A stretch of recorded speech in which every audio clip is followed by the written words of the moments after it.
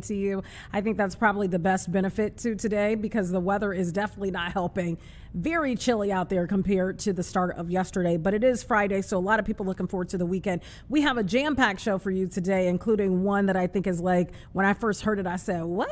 This sounds crazy. Sharks with cocaine in their systems in the Bahamas. We're going to be talking to some folks all about that. And we've seen these TSA lines just backed up all across the United States. We want to take a view right now in Houston.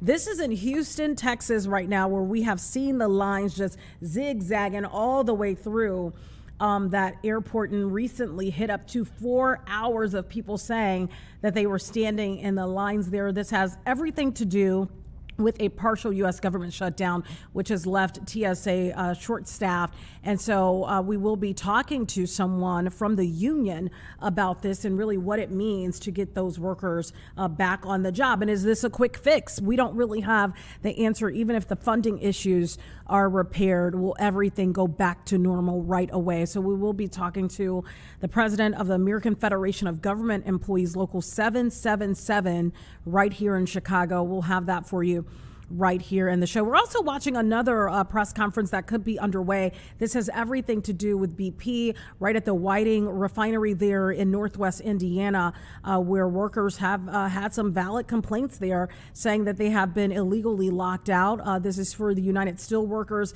It has not started, but if it does start up, we will bring it to you live. So we have a lot to talk about on the show today. In terms of the TSA situation, it has really come at a very bad time. We know a lot of people are on spring break, and so a lot of people just standing in those lines at the airport. We've seen a similar situation, not as bad in Chicago, but we have seen people standing in line in the city of Chicago at O'Hare Airport as well. This is the spring break travel surge, so more passengers than usual, and to be short-staffed, this is not what you want to see. We have heard from people saying, hey, I got there, some cases 2, 3, 4, 5, 6 hours earlier ahead of that flight, making sure that they don't miss it, that they can actually get on their flights and get where they have to go. And if you are one of those people, make sure you thank those TSA agents, because they have been working without a paycheck for quite some time now. And this is not the first time that they've had to endure this. We know they went through this back in October, and now they are going through this yet again. But it sounds like there may be an end in sight. We are going to check in now. Do we have him, Perry? Okay. We want to check in now with an expert on this subject, Darrell English. Again, he's the president of the American Federation of Government Employees, Local 777. Darrell, good afternoon to you. Good afternoon. We were talking about this before. I spoke to you briefly. I think it was a few days ago. Tell me, how bad has this gotten for some of these TSA agents? Well, TSA officers, again, I would like to thank them for their dedication, but they've been through so much the last few months as far as the shutdown. Officers lost their houses, some lost their, that got evicted. They have been living in cars, some have been living in cars, washing up in facilities that are not their own. So they went through a lot just to protect the flying public. So they're very dedicated. They went through a lot, and all of this because they want to secure the flying public.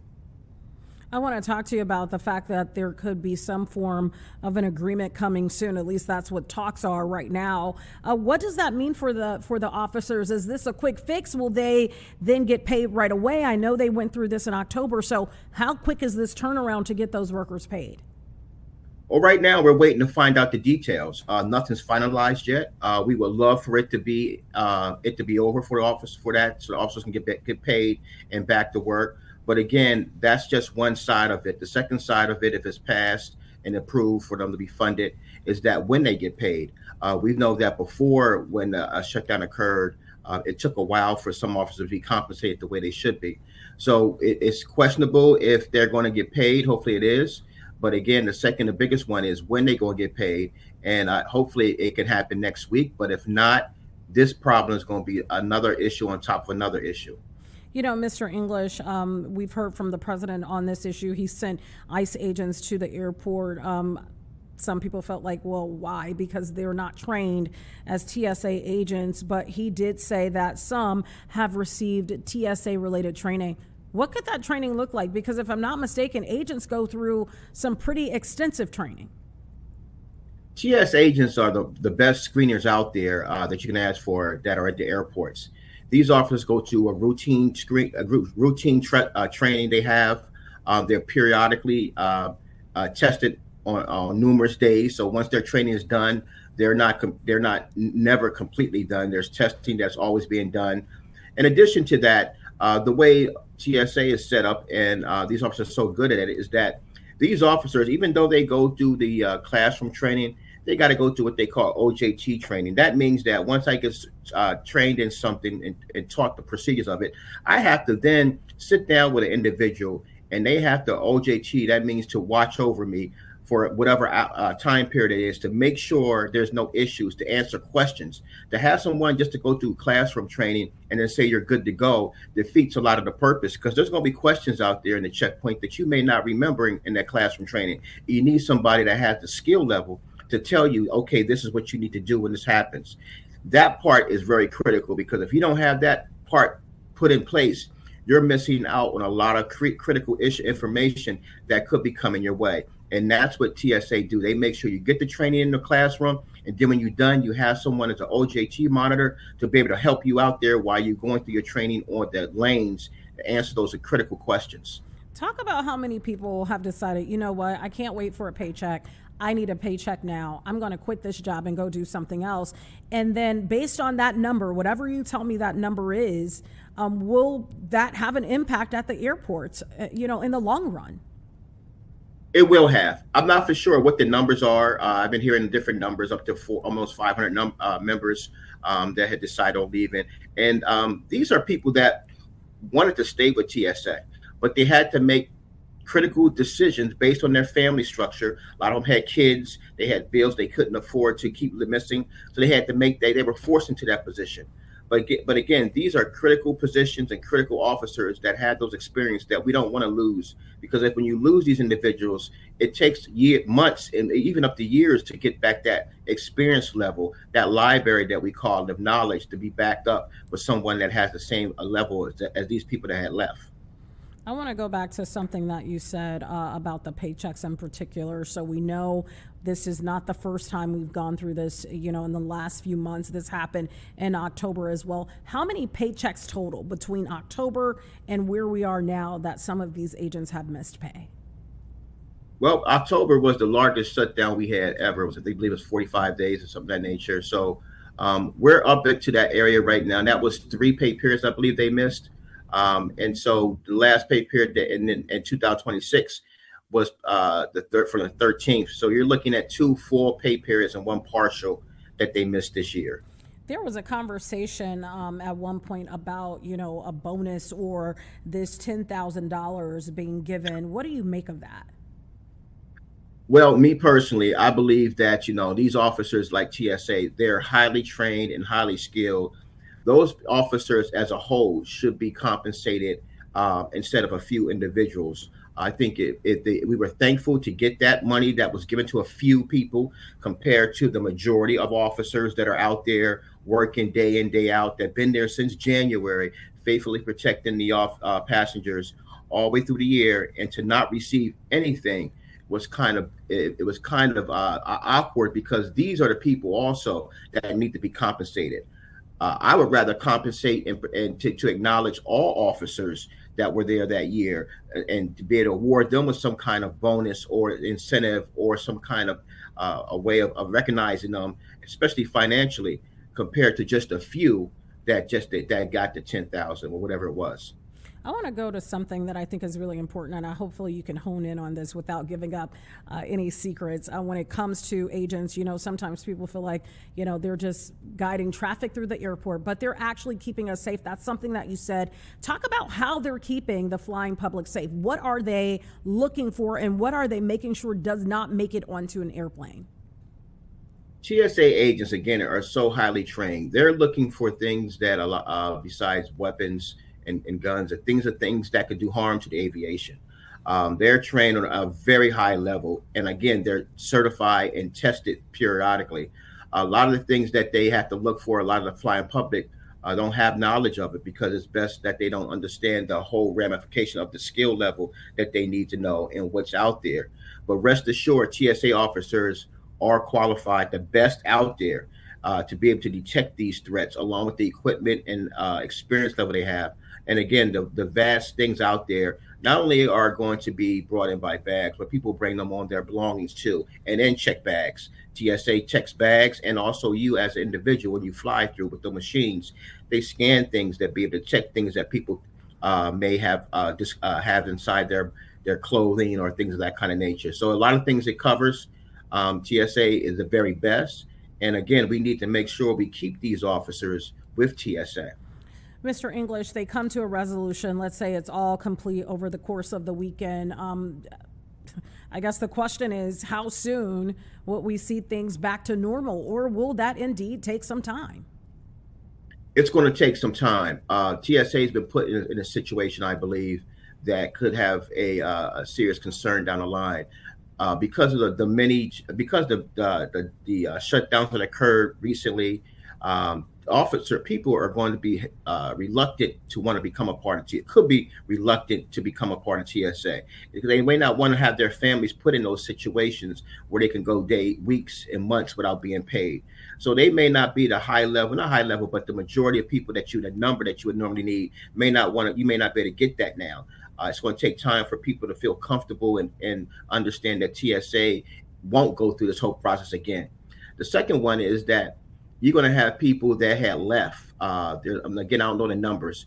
If those numbers are still out there the way they are and people are not coming in, you're going to still have a problem with the screening process because it takes a while for screeners to get up to that level. So if those levels that you're looking at are really experienced officers, those lines could take longer to get through. All right. Because our people that may not want to become a part of this agency. Makes sense to me. Mr. Darrell English, president of the American Federation of Government Employees, Local 777. I hope there is good news for those officers. Thank you so much for joining us on Chicago Live this afternoon. Thank you. All right, well, stay with us right here on Chicago Live. We're going to take a quick break, and then after that, we are going to take you to Whiting, Indiana, where a press conference is already underway. This has everything to do with BP and the refinery there. We'll have much more on that right after this break. We'll see you on the other side.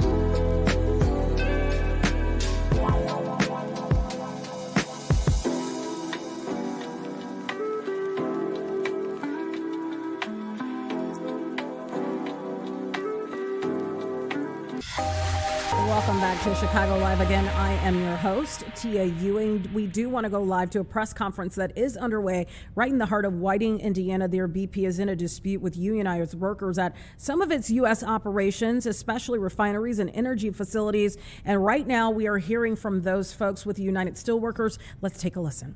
voluntarily agreed to eliminating our legal bargaining rights, and we won't. We have not agreed to wage cuts across the board, and we won't. So that's why we're here today. So with that, take any questions from the press. What impact has this been having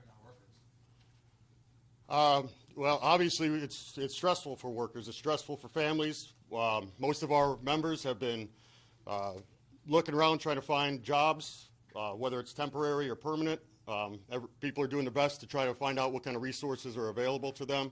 But when you're in a state of not knowing if this is going to be a day, a week, a month, or a year, it makes it difficult for people to plan what to do next. So we've been working together to try to make sure that everyone understands what resources are available, but it's quite stressful for our members. It's even more stressful, Joseph, when BP won't come to the table and bargain with us. We want to bargain. We want to bargain tomorrow. We'll bargain tonight. We'll bargain the next day. We'll bargain next week. But it is BP who's made the decision not to come to the table. Yes, sir. So with the lockout, obviously, you've got people, obviously out here and such. So what is it specifically that's not, how is this affecting people when you talk about people looking for other work, but as far as you guys on a day-to-day basis with things, daily tasks, what kinds of things are, not happening and not taking place now, and how does that affect, everybody in here, but also everybody maybe around the community as well? From the community standpoint, the 800 of our members that have decades of experience running that plant, that highly complex plant, are not in there running it. Right now, we've got people from out of state coming in to run it. We've got management folks who that's not their job. And they've received a few hours of training here and there, and the company claims that they're highly skilled, highly trained employees. And anybody knows that that's not the case. So again, we are listening in on a press conference underway where the United Steelworkers are addressing issues with BP, saying that they have not come to the bargaining table in terms of getting a fair contract. Some of the key issues in this dispute, obviously paying benefits, staffing levels, work schedules, safety protections. Right now, a lot of those workers are saying there's concerns about long hours and fatigue, and saying that understaffing is creating safety risks. Of course, we will watch to see how this all plays out. But we want to go back to something that we talked about at the top of the hour, and that was sharks in the Bahamas. And some of those sharks have tested positive for some pretty illicit drugs. We want to bring in Natasha Wozniak. She is a shark research and conservationist with a program out in the Bahamas, and we want to talk to her about this right now. Natasha, are you there? Hi, can you hear me, Tia? Yes, I can hear you. When I first heard of this, I said, what? How is this even possible? So sharks in the Bahamas have tested positive for caffeine, painkillers, and even cocaine. And this is all from a study. Tell me more about this study. First of all, thank you so much for having me today. I think it's great talking about this. We don't talk about marine pollution that often, apart from plastic stuff. So I'm pretty excited with the fact that this is a huge buzz right now. So for the past 3 years, I was living in the Bahamas, and I was leading the shark program there at the Cape Eleuthera Institute. And during this time, I was just studying how pollution in general is affecting sharks there. Some of us, hopefully a lot of people know that the Bahamas is a shark sanctuary, meaning they're very protected there. But marine pollution doesn't respect boundaries, right? So it's everywhere. The things we do on a daily basis can affect the sharks. And we were trying to figure it out, what types of contaminants were in the water and affecting sharks there. And surprisingly, we ended up finding all these pharmaceuticals. Caffeine was the most surprising for me, because, when we wake up in the morning, we just want to drink a nice coffee and then go to work and then refuel later to keep being productive. And I never thought that this could actually be affecting the sharks there. And also cocaine. This is not the first time we found cocaine in sharks. Our first study was published back in 2024 here in Brazil. But I was very surprised seeing cocaine in sharks in the Bahamas, a place we often describe as very pristine, well-preserved. So it was a surprise for us. Even hoping to find stuff, not in a good way hoping, but still trying to figure it out how pollution is affecting this place. But finding all these drugs and even caffeine was not something we were expecting.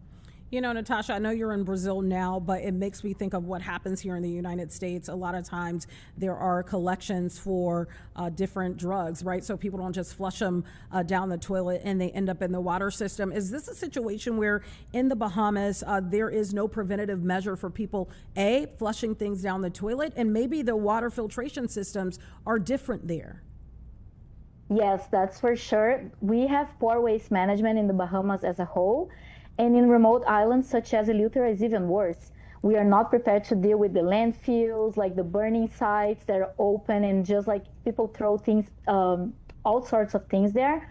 So I do think it might come from the sewage that is not being treated properly, and we don't have legislation in the Bahamas to ensure that this is happening, and not even investment there, so this can actually be a thing. But also people going in the water, right? Like all the things we ingest, either if it's like caffeine or like painkillers or even illicit drugs, the way that our body processes this is through the kidneys, right? So eventually some of this part of the substances will go to the whatever, like the bathroom you're using, and go to the sewage. And in the case in the Bahamas, people go to the water all the time, right? For water activities. So even peeing in the water might be the reason why these sharks are being exposed to these substances, which is crazy. Yeah, I want to go back to the cocaine in particular. Is this a situation where it's believed that some type of drug organization is dumping cocaine in the water, or is it coming out of people's systems, you believe? It can be both, but I don't think it's coming from people's people peeing there, because the ocean is so big and so vast that when you have like a drug or something in the water, it's gonna be diluted super fast. And in the case of drugs, I think it's a very like punctual situation where the cocaine bricks ended up being washed in the water, in the shore, and then the sharks might encounter these blocks, right, when they're just like swimming around foraging. And because they need to investigate things in order to ingest, to eat, because they don't have arms for that, the way they do this is by biting. So we think they might be just like finding these bricks floating in the water because someone dumped it, maybe to avoid the police or for other reasons. And then the sharks might encounter these bricks and then like bite to investigate and ended up being exposed to these substances. What are some of the issues in terms of the sharks themselves being exposed to cocaine, being exposed to painkillers, and even caffeine?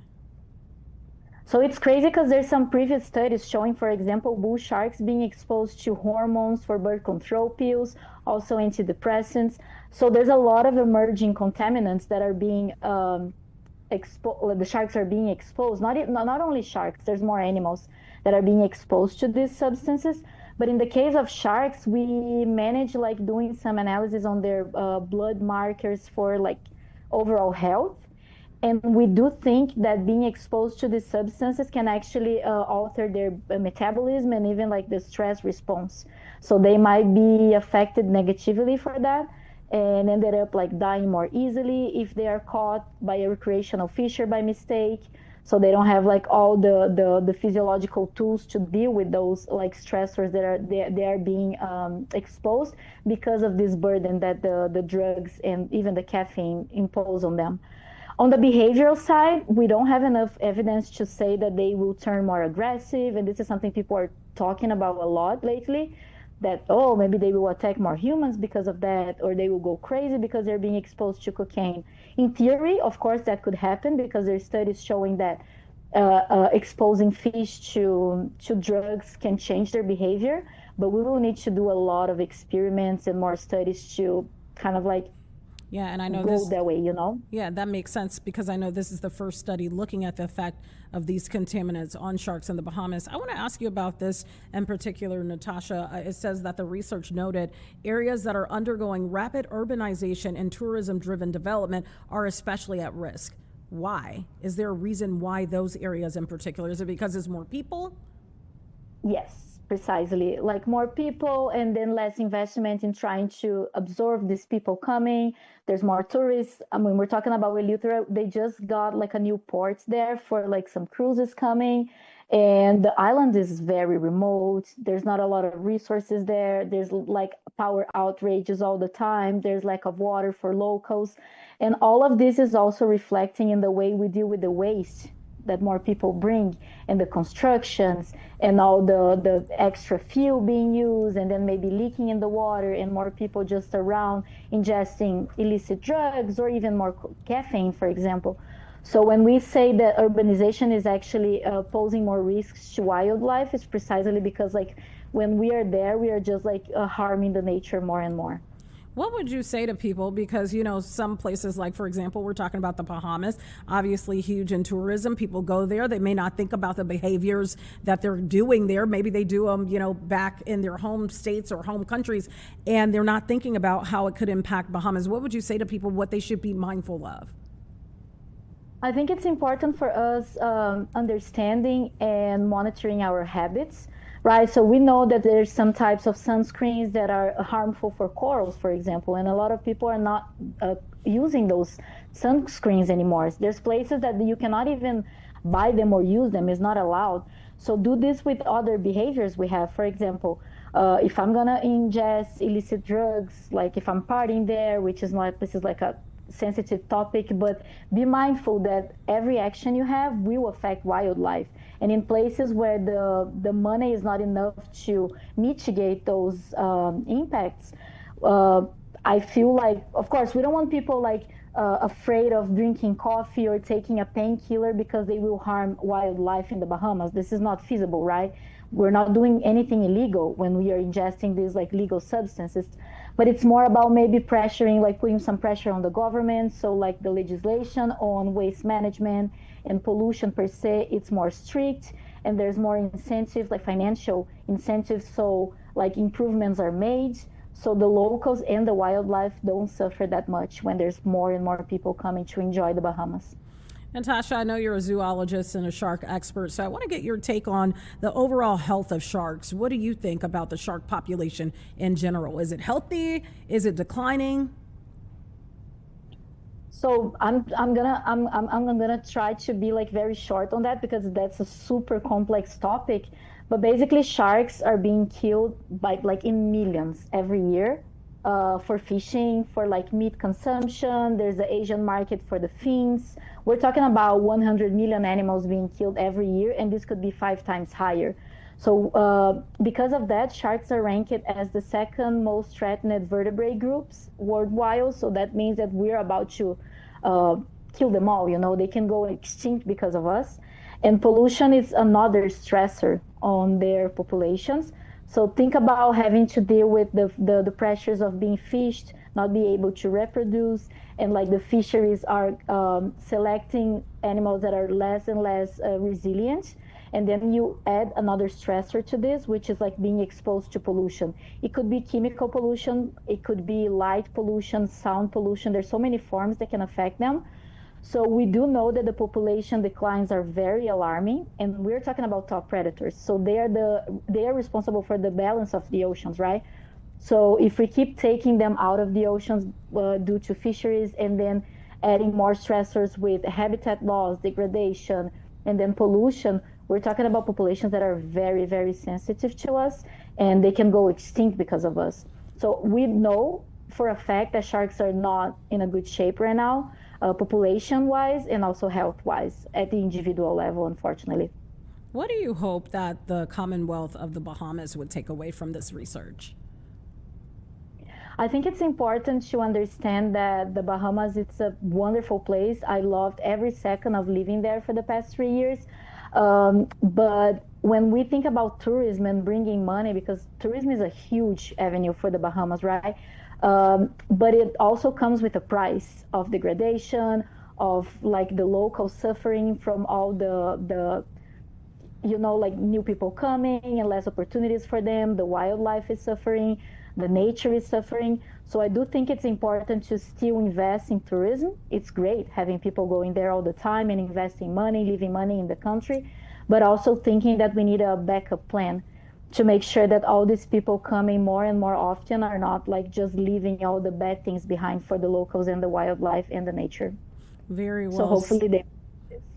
I'm sorry, I didn't mean to cut you off there, Natasha, but very well All said. good. And we appreciate your time and really lending your expertise to this very important topic. Thank you so much for joining us here Thank in you so Chicago. much, Tia. Bye-bye. All right, we'll see you later. Thank you. Stay with us right here on Chicago Live. We'll be right back.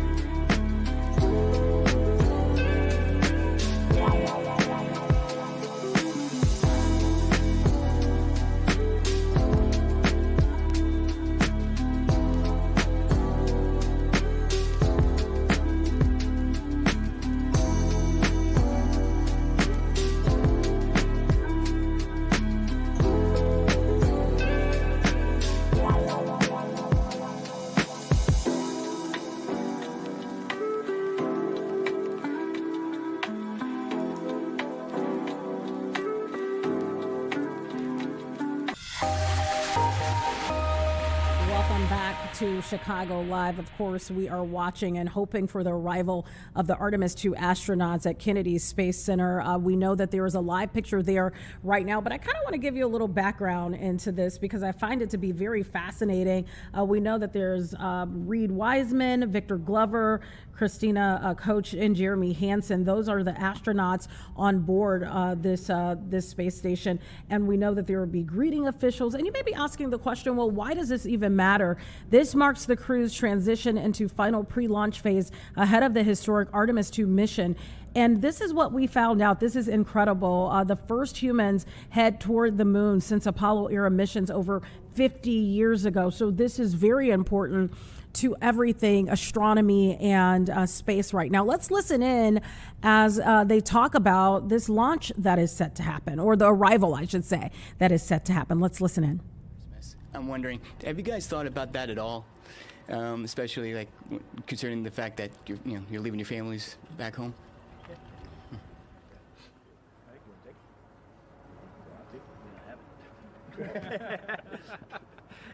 It's really good that you highlight. I was looking at my calendar on my way out of my house this morning, heading over to Ellington, and I was like, wow, this is an interesting time to go fly this mission. And I do love that you tied it back to Apollo 8, and each one of us, we have our own different opinions, our own individual opinions, and our own individual beliefs. And I think that's one of the best parts about this mission right now is we have said from the beginning, we really are going for all by all, and we are. And we want to take the whole world along with us. And so we just came out of a very important Muslim holiday. We're going into a very important Christian holiday. And I think that that's great that we celebrate all of this all the way around the world. And that's really, I think that's what this crew wants to do. Thank you. Hi, Will Robinson Smith with Spaceflight Now. It's good to see you all again. Question for Victor, if I may. The last time we spoke in September at JSC, you mentioned the importance of the team being able to ask for simulations, go in and sandbox, kind of work things out. What was the last simulation that you all did at Johnson before heading out here? And do you have anything planned between now and launch, or is it kind of just focus up time? Actually, what we just did in front of you was the last simulation, I guess. This is a part of how we train for space and for the unknown and dealing with weather and things. But, you know, in terms of the Artemis specific simulations, we actually spent a day where we started off with ascent and then we ended with entry. And so we got to work with both of those flight control teams and practice those procedures, and we dealt with malfunctions. We did multiple runs of each. And I'll tell you, you know, the delays that we've had since we went into quarantine the first time in January have opened up opportunities to just really imprint some of the learning that we already had done. But we've also done things that we had not done since, or had not done up to that point. And so we've made the most of this time. And I'll tell you, every time we get out of a sim, I'm like, man, there's some things that we do, and we're just like, we are clearly ready to go. But I'm also impressed by how much learning we still do. And I will tell you, the ultimate learning is going to be the mission. And so that's one of the things I'm looking forward to, is coming back and talking about how much we've learned as we fly. Yes, Zachary Albert with the Launchpad from Canada. Welcome to the beautiful Space Coast. It's a great day here with you guys arriving. At TOP, we believe that space is better together, and I think all of you embody that you're not going back just as America this time. Canada's going, and this is laying a foundation to expand back to the moon and onto Mars as a united humanity. If one of you could just speak on why space is so important to explore together and go back as a united front, and hopefully that trickles back down to being united here on Earth as well. Yeah. You just kind of answered your own question there. I think you did a wonderful job. So we are going back. The administrator has been hard at work this week talking about ignition and getting us. He's been talking a lot more than we have, for sure. So the plans that we have, the plans that this agency is setting forth and this nation is setting forth, we cannot do this alone long term. There is no way we are going to take this planet Earth humanity and explore the cosmos unless we are doing it coalition together, all of us. It is going to take significant investment. It's going to take significant development, new technologies, inventive minds. Everybody's going to have to come together. And I will echo what you always say. If you want to go fast, go alone. If you want to go far, go together. Like, that's been our motto from the beginning. And you feel that right now with the sustainable lunar base, habitat, architecture, and kind of the test, fly, test, develop approach. We have been missing that for a long time. We are very happy to have that back. Yeah. And just to give a shout out, yes, we're taking a Canadian, but we also have satellites. You know, some of the CubeSats are from international partners, and the European Space Agency worked with Airbus to make that service module. So it is a team effort, and I'm glad you highlighted that. There's a lot of countries that are really cheering us on physically by contributing hardware for this mission. Thank you for taking Canada. Growing up in Canada, we didn't envision as students going to the moon, so thank you. Have an amazing flight. Hi, I'm Bert Dick from Ad Astra Magazine, National Space Society. In the history of U.S. human spaceflight, the first flight of a crewed spacecraft and rockets only occurred a few times. Mercury, Gemini, Apollo, the shuttle, commercial crew with Crew Dragon and Starliner. How do you feel about making this first flight with Orion and the Space Launch System? So let's give you a little facts here in terms of what this is all about. So this will be the first crewed deep space and lunar mission since Apollo 17.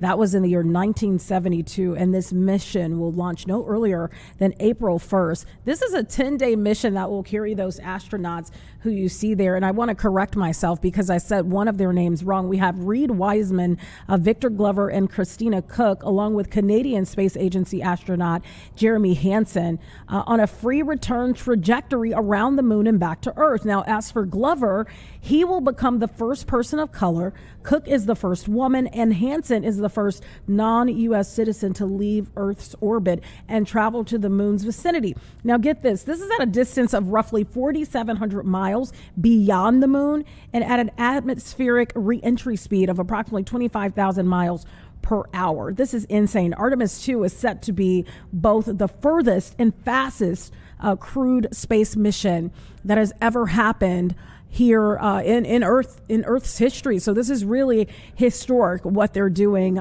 So just wanted to give you some perspective in terms of that. And we want to listen back in. Jeremy Hansen is talking right now. Let's listen. We know we're going to stick to it. Good job,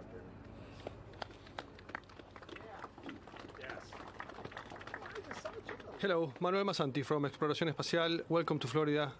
Cristina, you're about to become the first woman to fly beyond lower.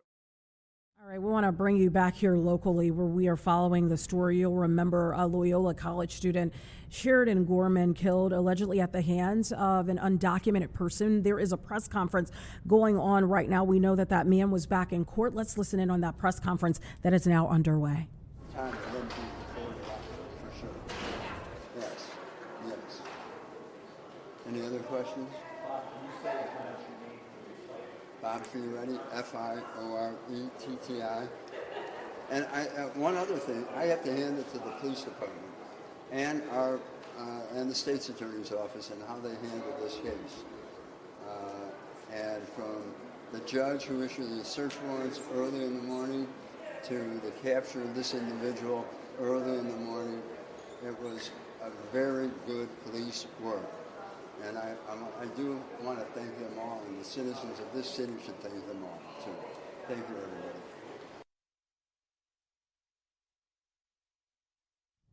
And let me just give you some perspective on what happened there. If you're not familiar, I don't know how you couldn't be, because this is one of those stories that was highly discussed all across the United States. But we know Sheridan Gorman, an 18-year-old freshman at Loyola University right here in Chicago, was from New York. She was studying business and known to be very positive, very friendly. On the date of March 19th, around 1:30 in the morning, she was near the lakefront by Loyola's campus in Chicago. She was walking with friends to take what they said was photos, and a masked gunman appeared and fired one shot. She was hit in the back and sadly died.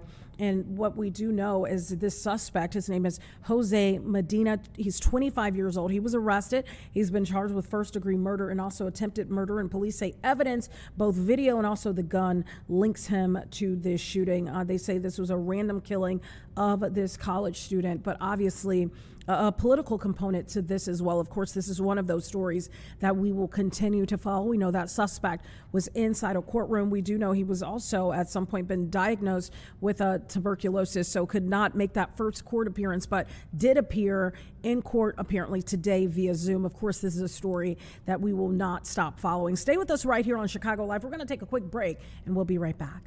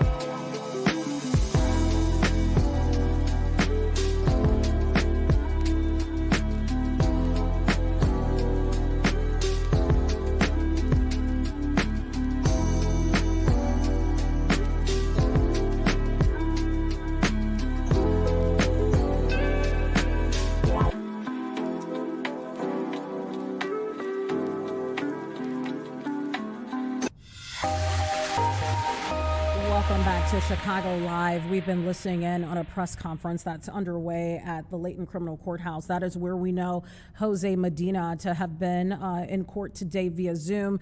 We were listening in to who you're seeing right there, Julie Kohler, a writer, political commentator, and advocate focused on gender and social issues. She was talking about this migrant, considered to be an undocumented person, and what she had learned about his tuberculosis status, being that he got caught tuberculosis in a migrant shelter, and that it is active right now, and it is a situation that he is still receiving treatment for.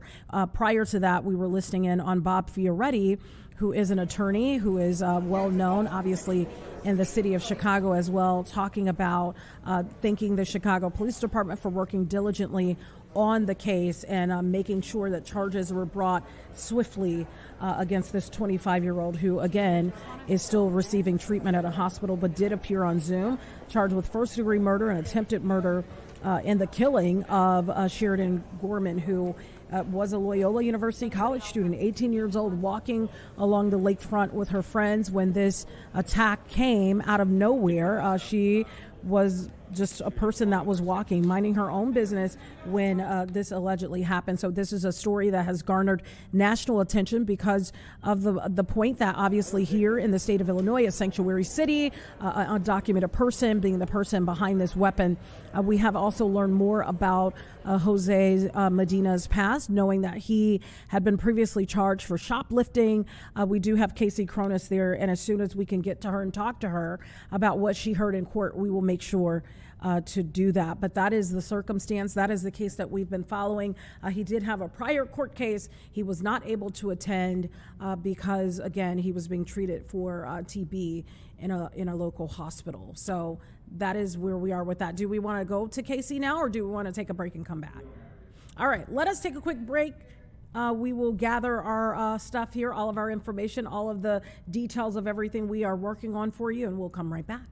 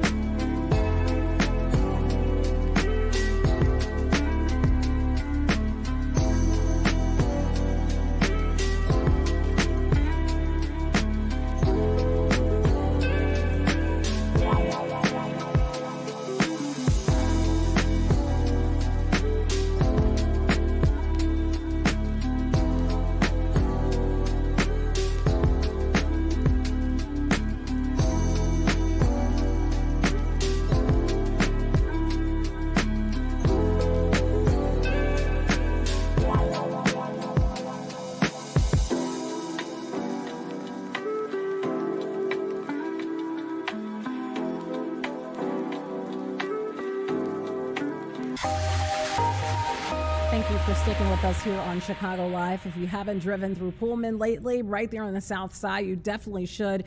It is vibrant, a lot of businesses coming into the area. And also this is happening as well after a 5-year delay. The city funded $1.2 million restoration of the crumbling bell tower of Pullman's historic 144-year-old Greenstone United Methodist Church is set to begin, which is really exciting for the community there. I want to bring in Kendra Parson. She is with Landmarks Illinois, and she's an advocacy manager. Kendra, thank you so much for your time. Yes, thank you so much for having me on today. Let's talk about the significance of this project and what were some of the issues with the delays? Sure. So Landmarks Illinois, my organization, first of all, I'll say we're a statewide nonprofit focused on historic preservation.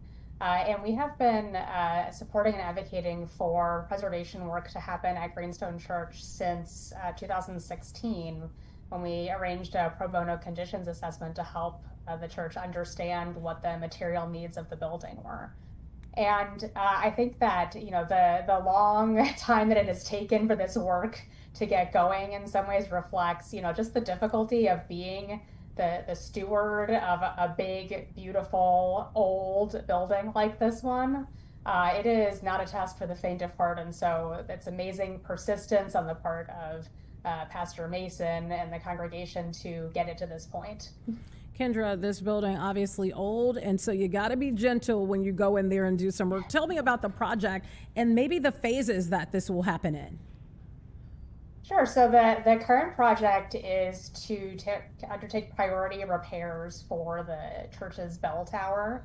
And, of course, the distinctive feature of greenstone is its green stone. And that greenstone was quarried in Pennsylvania. It's very delicate. And so the current project will, repair where possible, and also introduce substitute material that has the appearance of the original. Unfortunately, the original stone, you can no longer get it. So this is a good middle ground to keep it looking like it has done historically, but also be able to go in and make those repairs that are sorely needed. And I have to defer to the team with Brooklyn Construction and with Shandy Elsner to talk more about the phasing of the project. Why is this important? Why restore this particular portion of this church, the bell tower, and why does this have any historical significance? So the bell tower, I think is one of the all parts of Greenstone Church are iconic. It's just a really distinctive building, and the bell tower, of course, is one of its most standout features. Greenstone was designed by architect Solon Beeman in 1882, and it was originally built as a non-denominational church to serve the company town of Pullman. Was later became a church, a Methodist church in 1906, and so it's been an active church for a really long time. It was designated a Chicago landmark in 1972, so we've also known for a long time how important this building is, not just to the church community, not just to Pullman, but also to the history of the city of Chicago as a whole.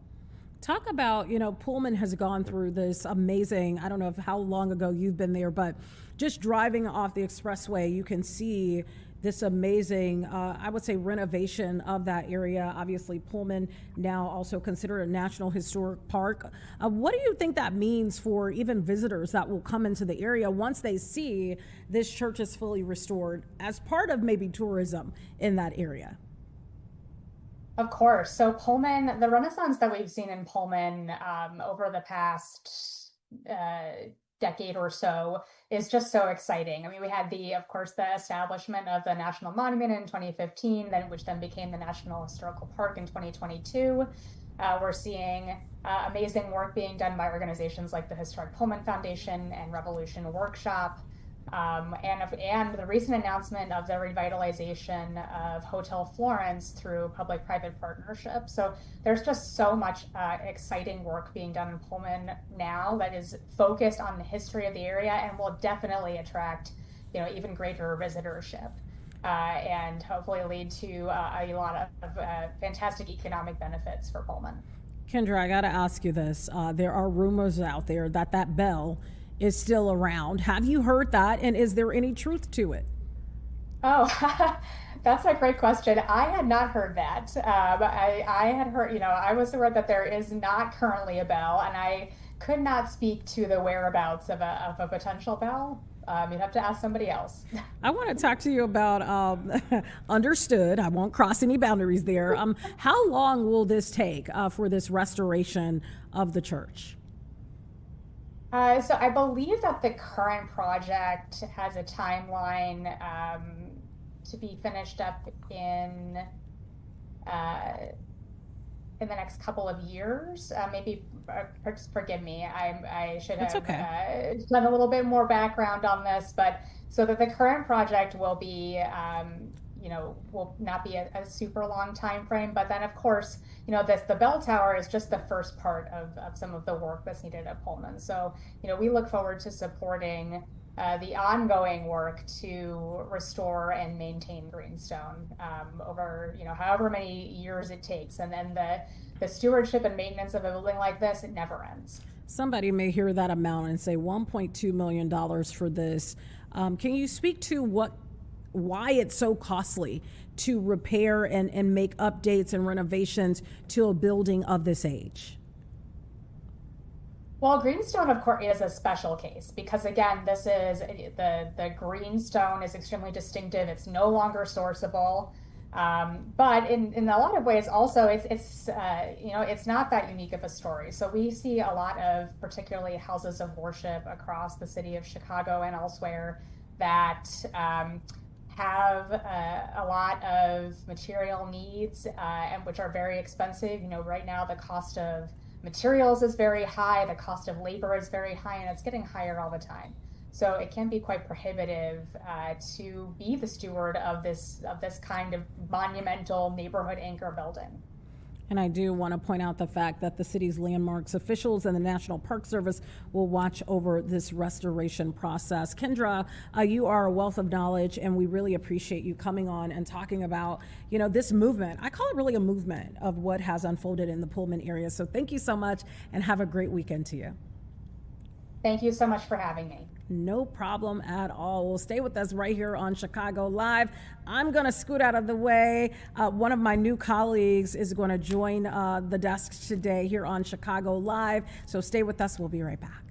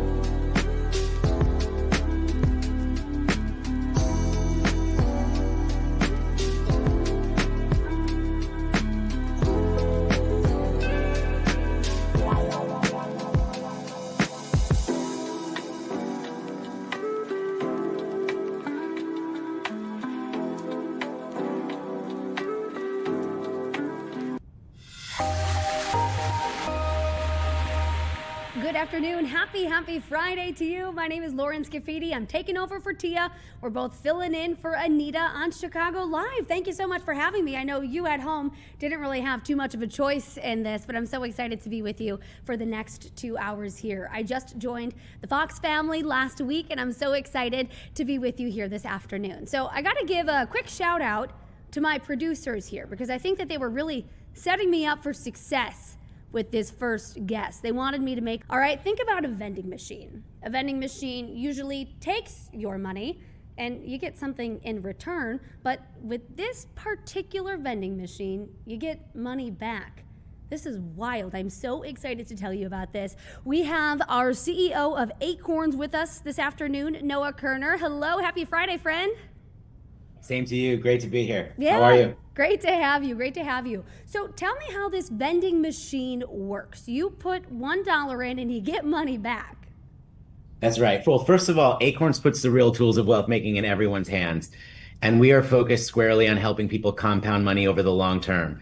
So we built this concept called the compound vending machine. And the way it works is you walk up to it, you put in $1, you pick a time horizon. So let's say 35 years. And then $15 drops down, because that's what $1 invested in the market over 35 years becomes. So we're trying to bring that idea to life and also just give people value right there and then. So I want to be so clear. You put in $1 and you literally get cash back from this vending machine. Correct. And it's stationed at Big Star Wrigleyville, open to the public 11 a.m. to 7 p.m. All the way through tomorrow, the 28th. Yes, yesterday was the first day. It's happening right now. We don't want you to turn off Chicago Live, but if you can stream it with your phone and head to that vending machine, that would definitely work out. But where did this idea come from? It came from the idea of bringing compounding to life. Like, it's something that every American needs to understand. It's what we do automatically with Acorns. And it's based on the idea that small amounts of money invested regularly over a very long period of time into a diversified portfolio, which we automate for you, can grow into something much bigger. And so we want to put that on full display right in front of people. You know, as they're walking up to the machine, they can sort of see how this works. By the way, we also did it. It's something you can just do at home, which is if you go acorns.com/dollar, we allow you to hold your camera up to $1 bill, any dollar bill, and watch it grow from $1 into $22. That's the power of compounding. And then that $22 is waiting for you inside Acorns. So it's really about trying to show the magical power of compounding to everybody in the country, because that's how people build wealth. And we want to make it possible for everybody to build wealth. And that is one of the most beautiful things, is that you don't even have to go to Wrigleyville to do it if you don't want to. So Noah, I feel like we have to give the people at home just a moment to reach under the couch cushions, find that $1 bill and do this.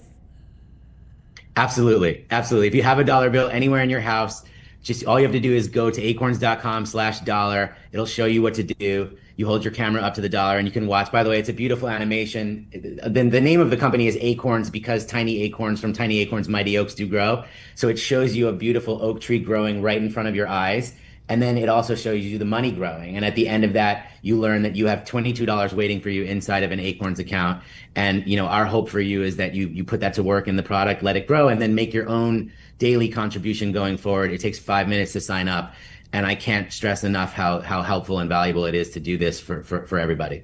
And Noah, you've said this a couple different times, a couple different ways, but really the main idea seems to be that you are taking something kind of scary, kind of intimidating for some people, and you're making it accessible. People can see it literally in their hands.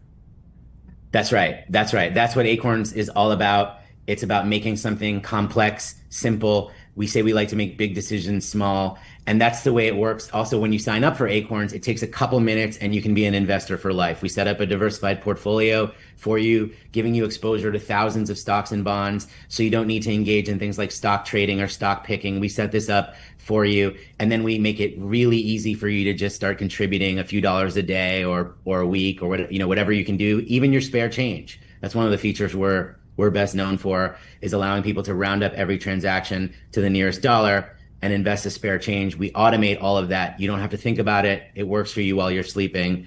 And we try to make sure everybody is putting every dollar to work for themselves so that they can save up and invest for the long term. Yeah, really just making your money work for you. Now, of all of the places that you guys could have done this, how did you land on Chicago? Why Chicago? We love Chicago. I mean, we love Illinois. We have a big population of customers there. Acorns is everywhere, but the Midwest is particularly important to us. So we wanted to launch there while everybody might be launching things in Los Angeles or New York City. We want to come to the center of the country and represent Chicago. And Wrigleyville, I mean, what a better place to do it, right? There's no better place to do it. So absolutely. And just to break things down a little bit more, Noah, can you explain compounding to people? Like we were saying, taking that big, scary idea into something a little bit more simply. Can you explain that really, really simply for our viewers?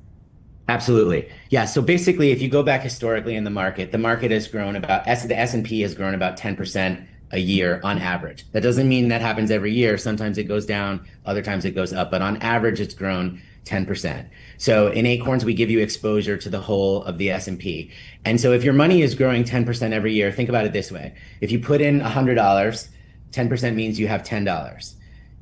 At $1,000, 10% means you have $100. At 100,000, 10% means you have $10,000. So it's just, it's growing your money on top of your money over time, and it's working for you. And Einstein called it the eighth wonder of the world, because it really is. It's hard to understand, but when you feel it and you're taking advantage of it, then the impact of it becomes real for you. And I cannot stress enough how important it is to benefit from compounding. And when people ask, like, how do wealthy people make money? That is how wealthy people make money. How did you guys start Acorns? We started because we realized that the real tools of wealth making were not accessible to everybody else. And without that, it's not a good situation in the country. So we wanted to level the playing field, and we wanted to make it really easy for people to participate in this system in a way that, in the way that the wealthy have. Do you think this is going to be a trend now? Are you guys setting a trend, trendsetters? I'd like to, I sure hope so. I mean, we've got millions of customers. We've helped over 15 million people save and invest now over $30 billion in small amounts of money. So I hope it's more than a trend. I think it's a durable reality for a lot of people. And I want us to serve 100 million Americans with this product. My last question for you. Do you have any other investment advice for anybody else? My main advice is start as early as possible. Stick with it. Don't get thrown off by swings in the market. My favorite mantra, and the one that I always keep top of mind, because I was somebody in my 20s who was very nervous and frankly didn't invest, is that every downturn in history has ended in an upturn. And the best investors understand that slow and steady wins the race. Stick with it. Get started, like, don't put it off, and then stick with it for the long term, decades and decades, and your future self will thank you. Yeah, that is great advice, to turn a little bit of money into a lot of money. I just want to make sure everybody has that address so everybody can cash in. It is 3640 North Clark Street. That is Big Star, Wrigleyville. Noah, thank you so much. Thank you. Have Take a great care. weekend. See ya. All right, we've got Bye. plenty more coming up. We're talking about a new COVID strain, kind of making some headlines here. So we're going to talk about that in about 2 minutes. We're going to take a quick break, and we'll be right back.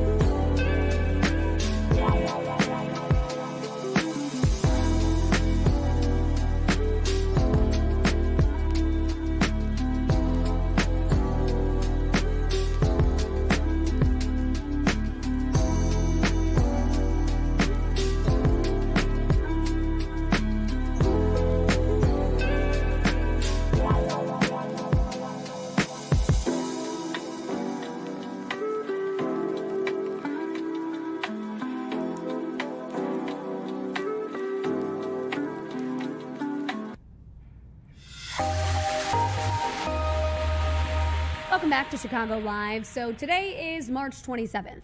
That means 6 years ago, around this time on this day, we were just starting the COVID shutdown. Remember that? The masks, not knowing what to do, wiping down all of your groceries that you got from the grocery store. Well, now we're talking about a new underground variant that's catching some headlines, perking some ears in the United States and around the globe. So here to talk about it, we have Dr. Anu Hazra from UChicago. Hi there. Good afternoon. Hi, how's it going? Thanks for having me. Yeah, absolutely, absolutely. So tell us a little bit more about this new variant. Yeah, so this variant is commonly called the cicada variant, also known as BA 3.2. This variant has been around for quite a bit of time, really first seen in South Africa back in 2024, the fall of 2024. It sort of has been gaining prominence now because of a recent report that was just published in the CDC's Morbidity and Mortality Weekly Report just last week, showing that there was surveillance samples of this variant in over 25 states across the country, as well as noticing almost a 30% prevalence across at least 3 European countries as well. So seeing this sort of underground, like you said, variant that is gaining more prominence now in the past 18 months. So what states are we talking about? You know, obviously we're talking about Illinois. Are you seeing this in just a certain part of the country, or is it really widespread? It's pretty widespread. There's no sort of rhyme or reason in terms of what states have been noticed it in. I will say, you know, our surveillance infrastructure to note for these types of infections have been somewhat impacted over the past year or two in general. So even, you know, to think of that, likely there's a decent amount of underreporting of where this has likely been. But we are seeing this in most any state in any part of the region of the country. Is it common to see new variants like this, or is this kind of rare?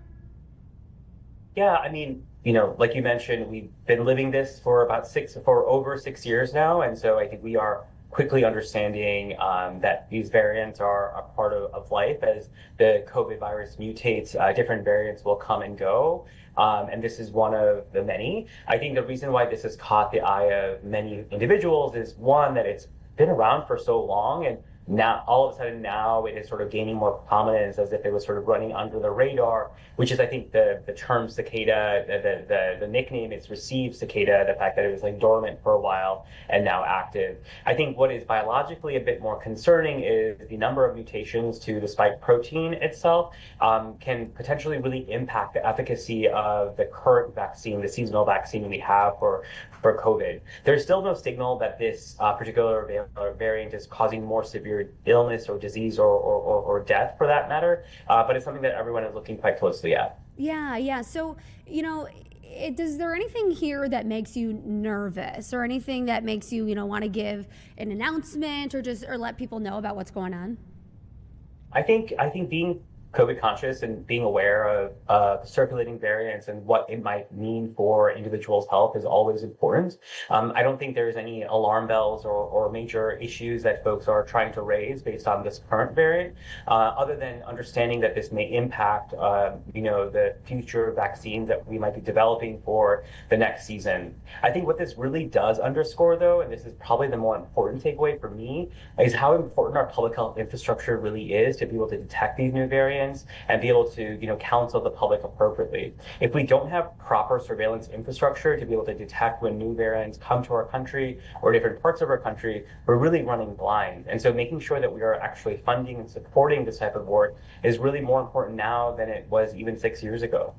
So you mentioned that it was nicknamed the cicada because it was underground for a while and it made its surface recently. Do you think that there are other underground variants that could potentially come to the surface anytime soon? Potentially. I mean, at any given point, there are hundreds of different types of COVID variants, and it's always sort of almost like a survival of the fittest to figure out which one rises to the top. I think all of us living in the Chicagoland area are quite familiar with cicadas, with the recent season and the nuisance that they cause. But like the cicadas, they do go away after a period of time as well. So, I think to understand this is a constantly evolving process of seeing what new variant might be there, and instead of focusing so much on the stress of what does new variant mean, et cetera, just being sort of aware that there is something circulating, that COVID still does exist, it's still impacting people's lives and livelihood, and making sure you're doing everything in your power to stay protected. What about in terms of vaccines? What do people need to know? Do people need to get another shot? Are people covered? Yeah, so that's a great question. Like I mentioned, the cicada variant has a decent number of mutations on the spike protein, which can confer the ability for immune escape or escaping the ability for our vaccines to actually protect against this variant. Again, this is still an active area of study, and by no means is this variant the majority of variant that we've seen in the United States. It's just a sort of an early warning signal that we're thinking about.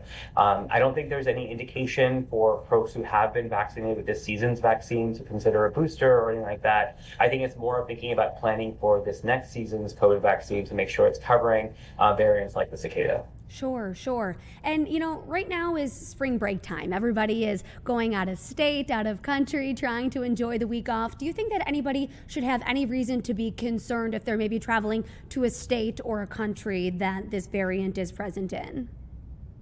No, like I said, I think the distribution of what states we're seeing the variant in and what it's likely more of an artifact of the surveillance infrastructure we have in different parts of the country than anything else. I think really that this particular variant is likely everywhere in the United States or can come into contact with anyone in the United States. I think in terms of travel precautions, I don't think there is any major recommendations to be made other than the same recommendations we'll make for any travelers to make sure that, if they are immunocompromised for any reason, they're doing everything in their power to stay protected or continue to care for themselves. As controversial as masking continues to be in 2026, understanding that can often be a protective mechanism that certain individuals may want to practice in crowded areas like airports or train stations or the like. Yeah, and that only, protects you and it protects everyone else around you too. Is there anything else that we're missing? Anything else that you want to add? No, I think the last thing I want to do is rile people up about a new variant or whatnot. But I think it's always important to be in the know and to understand how this virus continues to change and continues to impact our lives now 6 years later. All right. Well, thank you so much. I think the big takeaway is that, COVID is just a part of our life. This is something that we're going to be dealing with for a while, and we just have to kind of get used to it and roll with the punches as we get them, right? Pretty much, yes. Yeah. Dr. Hazra, thank you so much for joining us on Chicago Live. Really appreciate your time. Hope you have a great weekend. All right, coming up, we've got a lot to talk about. We are talking about a 22-pound tumor. I want you to just think of that. All right, we're going to have a doctor on who just removed a 22-pound tumor from someone. We'll be right back.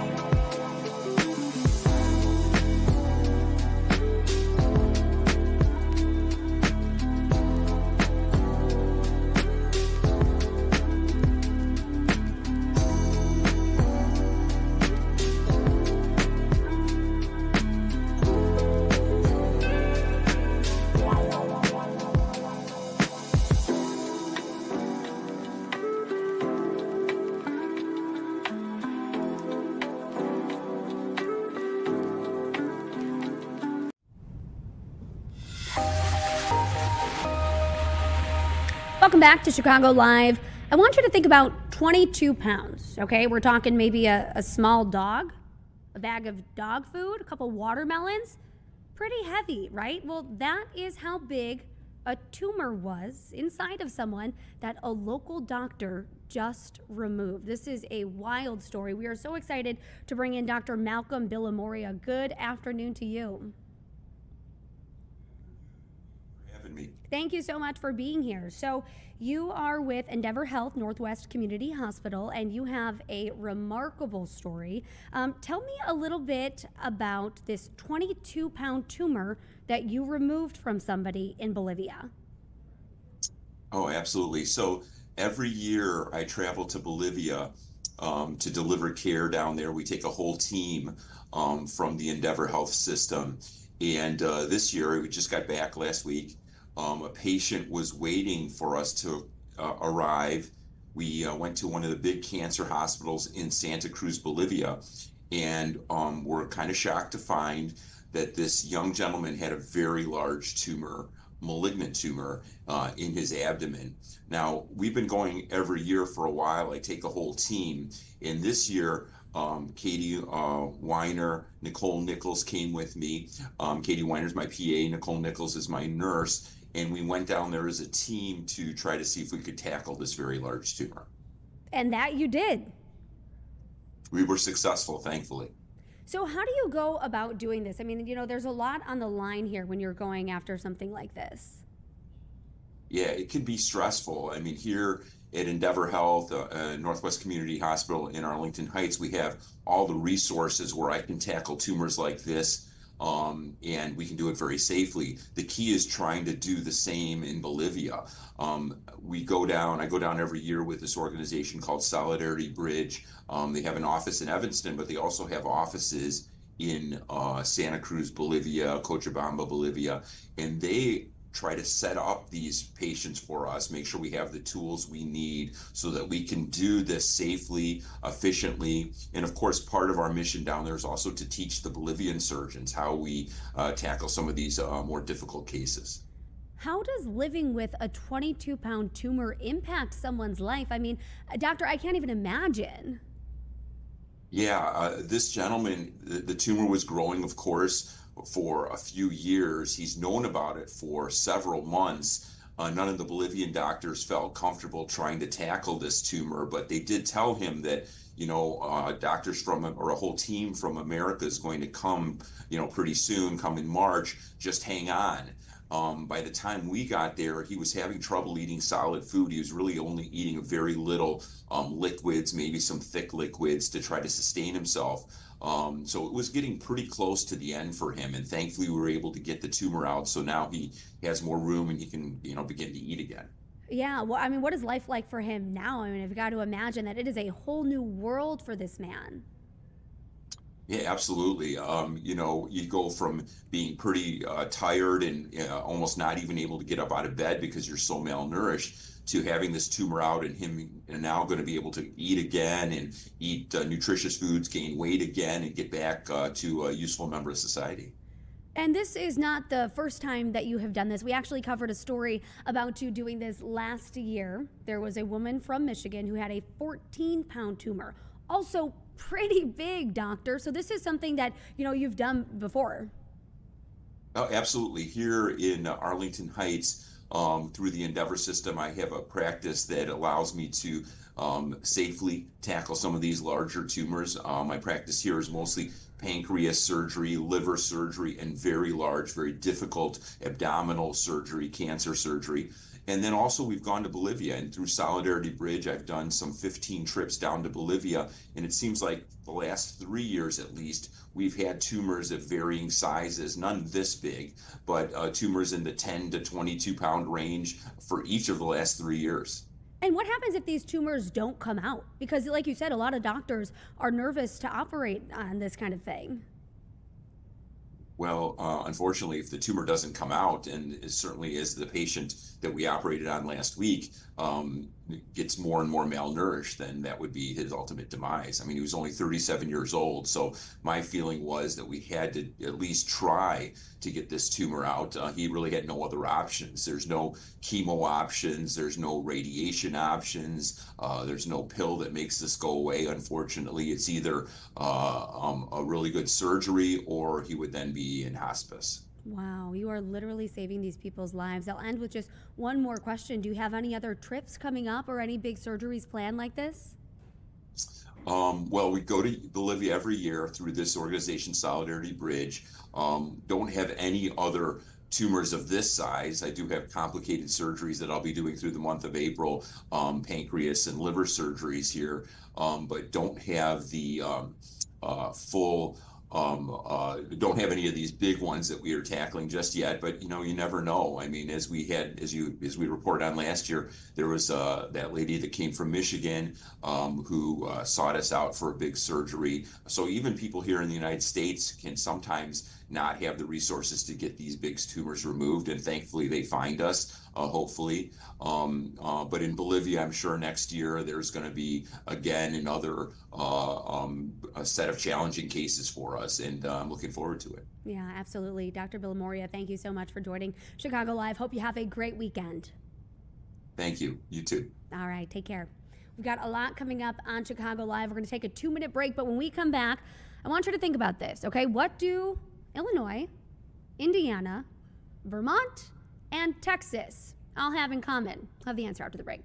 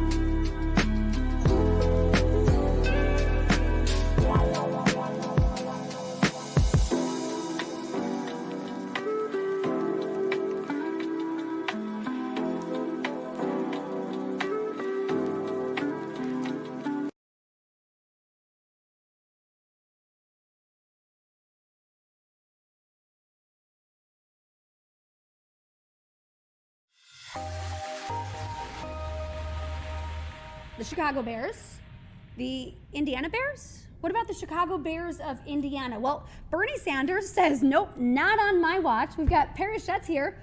How you doing? I'm great, Lauren. How are you doing? I'm doing wonderful. It's great to be with you. Great to be with you, too. Welcome home.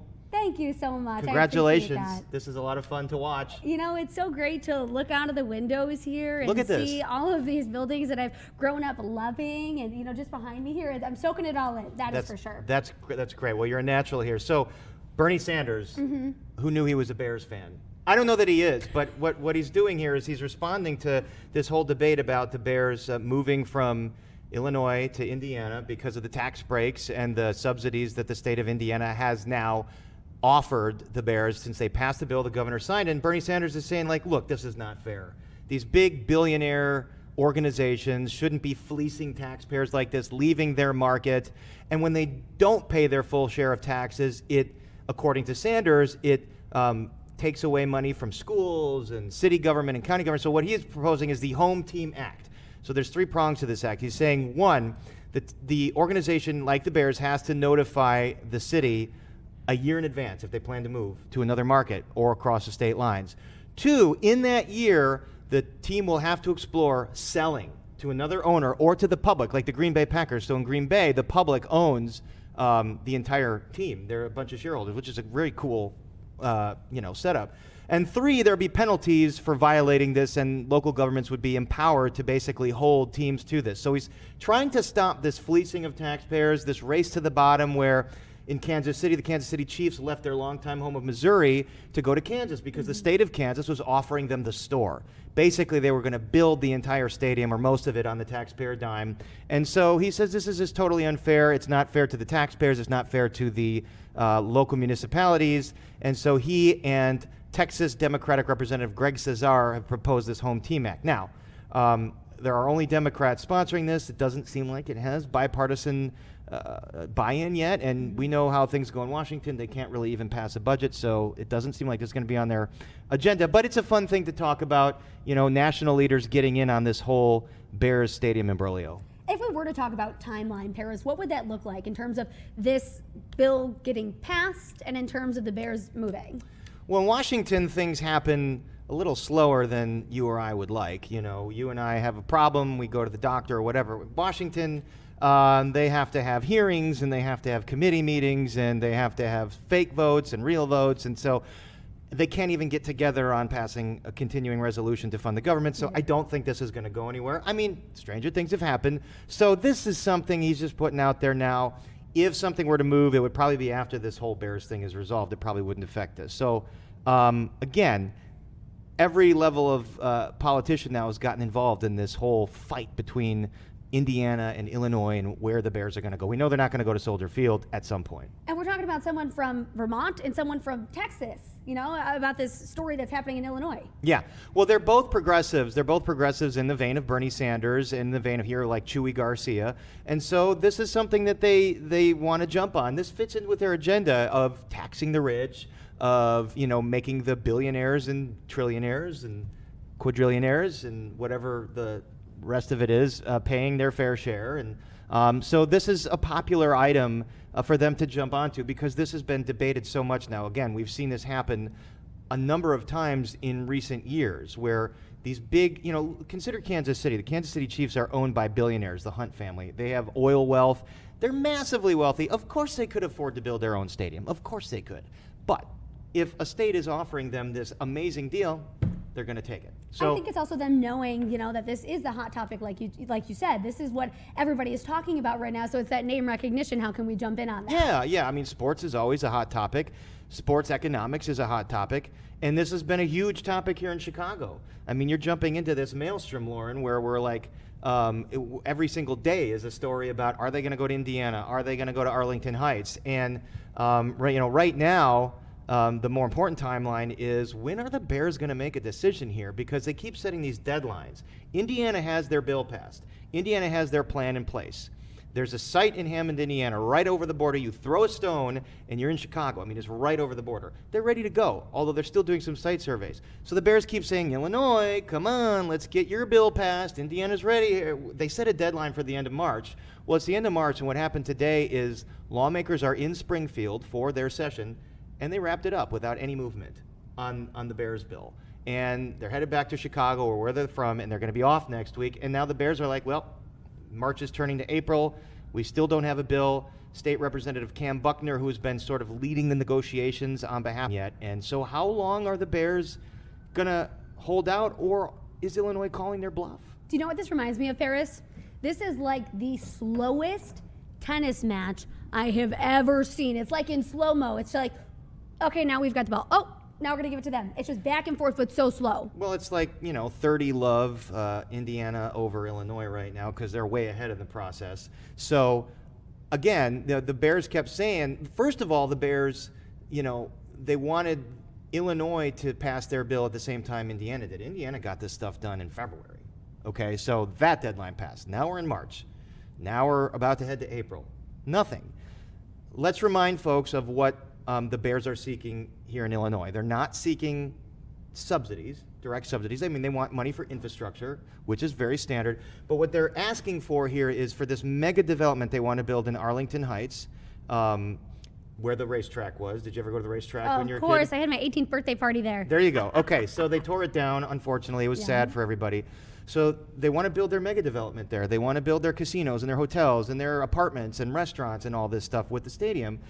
And they don't want to pay full freight and property taxes on it, because that would be hundreds of millions of dollars. And to be fair, no team in the NFL pays more than about maybe $10 million in property taxes a year. They just get, most of these are public buildings. They just have these deals. So Governor Pritzker's been like, okay, I'm not opposed to this. And so what they're seeking here is a bill that would allow them to pay an in lieu of fee. So instead of paying property taxes, they would negotiate this in lieu of fee with the Village of Arlington Heights. And that tax money obviously goes to the schools and goes to the county and goes to the municipality. And it's something that Chicago lawmakers have put the halt on, because they're saying, we got a stadium. It's called Soldier Field. It's in Chicago. We don't want to give them help to leave Soldier Field. And by the way, last week we had an architect on who came up with this 11th hour Hail Mary design for Soldier Field, for putting a roof on Soldier Field and adding some seats. It was really, really cool. He would cap Lakeshore Drive and the train tracks there and build some buildings there. Really cool design. So he's saying, hey, Bears, let's consider staying at Soldier Field. Doesn't seem like, I feel like that train's left the station. So there's all these different things in play right now. And what we have is Bears leaders just kind of not showing their cards and kind of trying to make the best decision. Like you said, the Chicago Bears of Indiana. I mean, is that what do the McCaskey family, do they really want to go that route? I mean, it's just so hard to imagine. Yeah, it definitely is. Well, and now Bernie Sanders is jumping in and making his point clear. So we'll see how it all shakes out. He gave a press conference. He mentioned Chicago. He said, "Look at what these guys are doing in Chicago." The McCaskies aren't super wealthy, but the team is worth what, $8-9 billion? Not chump change. So, is it really right for governments to keep giving them money? This is a debate that we always have. And by the way, I have a feeling that we're going to have this debate again once the Bears situation is resolved, when the White Sox start really seriously considering a new stadium. Lots to keep our eye on. Paris, thank you so much for joining us today and breaking all down. The Home Team Act. Home Team Act. Yes. All right. Paris, thank you so much. Of course. We'll be right back after a 2-minute break.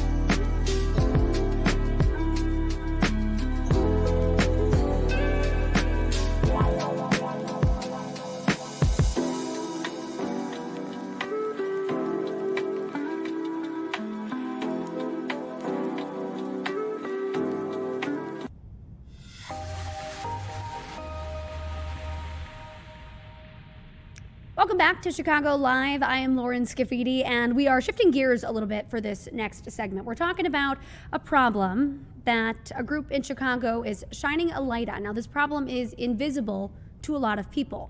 We're talking about survivors of domestic violence criminalized by the legal system. I want to bring in Deanne Benos with the Women's Justice Institute. Good morning, happy Friday, or good afternoon, excuse me, happy Friday. Good morning. Thank you Thanks for having me. Thank you so much for being here. So let's first start with, what is the Women's Justice Institute? So the Women's Justice Institute, we're one of the only organizations of our kind that really looks at engaging women that are involved in the criminal legal system. We were formed to address the fact that the number of women in prison in our society has grown by 800%. And while they're the smallest population in the system, they've been the fastest growing. And we really want to take the opportunity to decriminalize women and address the root causes of their incarceration. And you're going to talk about that at your sold out event tonight. It's called Punished for My Survival. Now, that is a really, really powerful title. Mm-hmm. It absolutely is. And, I just want to say this is the tail end of Women's History Month. And one of the most shameful marks on the history of women is the intersection of domestic violence, sexual assault, and trafficking on women, and that intersection with incarceration. When we look at women's pathways into the criminal legal system, while there's fewer women in the system than men, what we do see is this profoundly and unthinkable connection between their experiences, even from childhood, with sexual and domestic violence and well into adulthood, and their criminalization. And so it's the tail end of Women's History Month, and we want to make sure that we see and recognize this pattern among women, and we come together as women to end the criminalization of their survival of these social conditions. And you guys are really putting a bow on Women's History Month with this event tonight. Tell us a little bit more about what this event is going to look like for people who are going. So it's wonderful. Like you said, it's a sold out event. The WJI was really honored in January of this year to be recognized by the mayor's office as the first ever major city hub for women's justice services. And we're really excited about that. So with that new partnership, we are collaborating with the mayor's office to host a Women's History Month event to screen the film And So I Stayed. And the film really traces a documentary history of a woman that worked to pass a law after she was released from prison for defending her life against an abuser.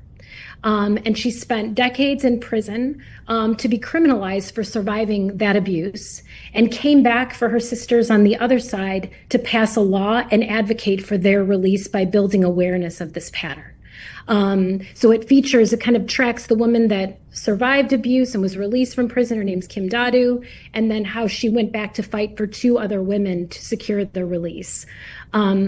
What's really exciting about this is that Illinois has been at the forefront of laws that look back at women's cases that are in prison today for very long sentences related to them defending their lives from abuse. And we've passed laws in our state to allow women to go back to the courts and say, my abuse and the fact that I had 30 911 calls wasn't taken into account when I defended my life against this person and am now in prison for a violent crime.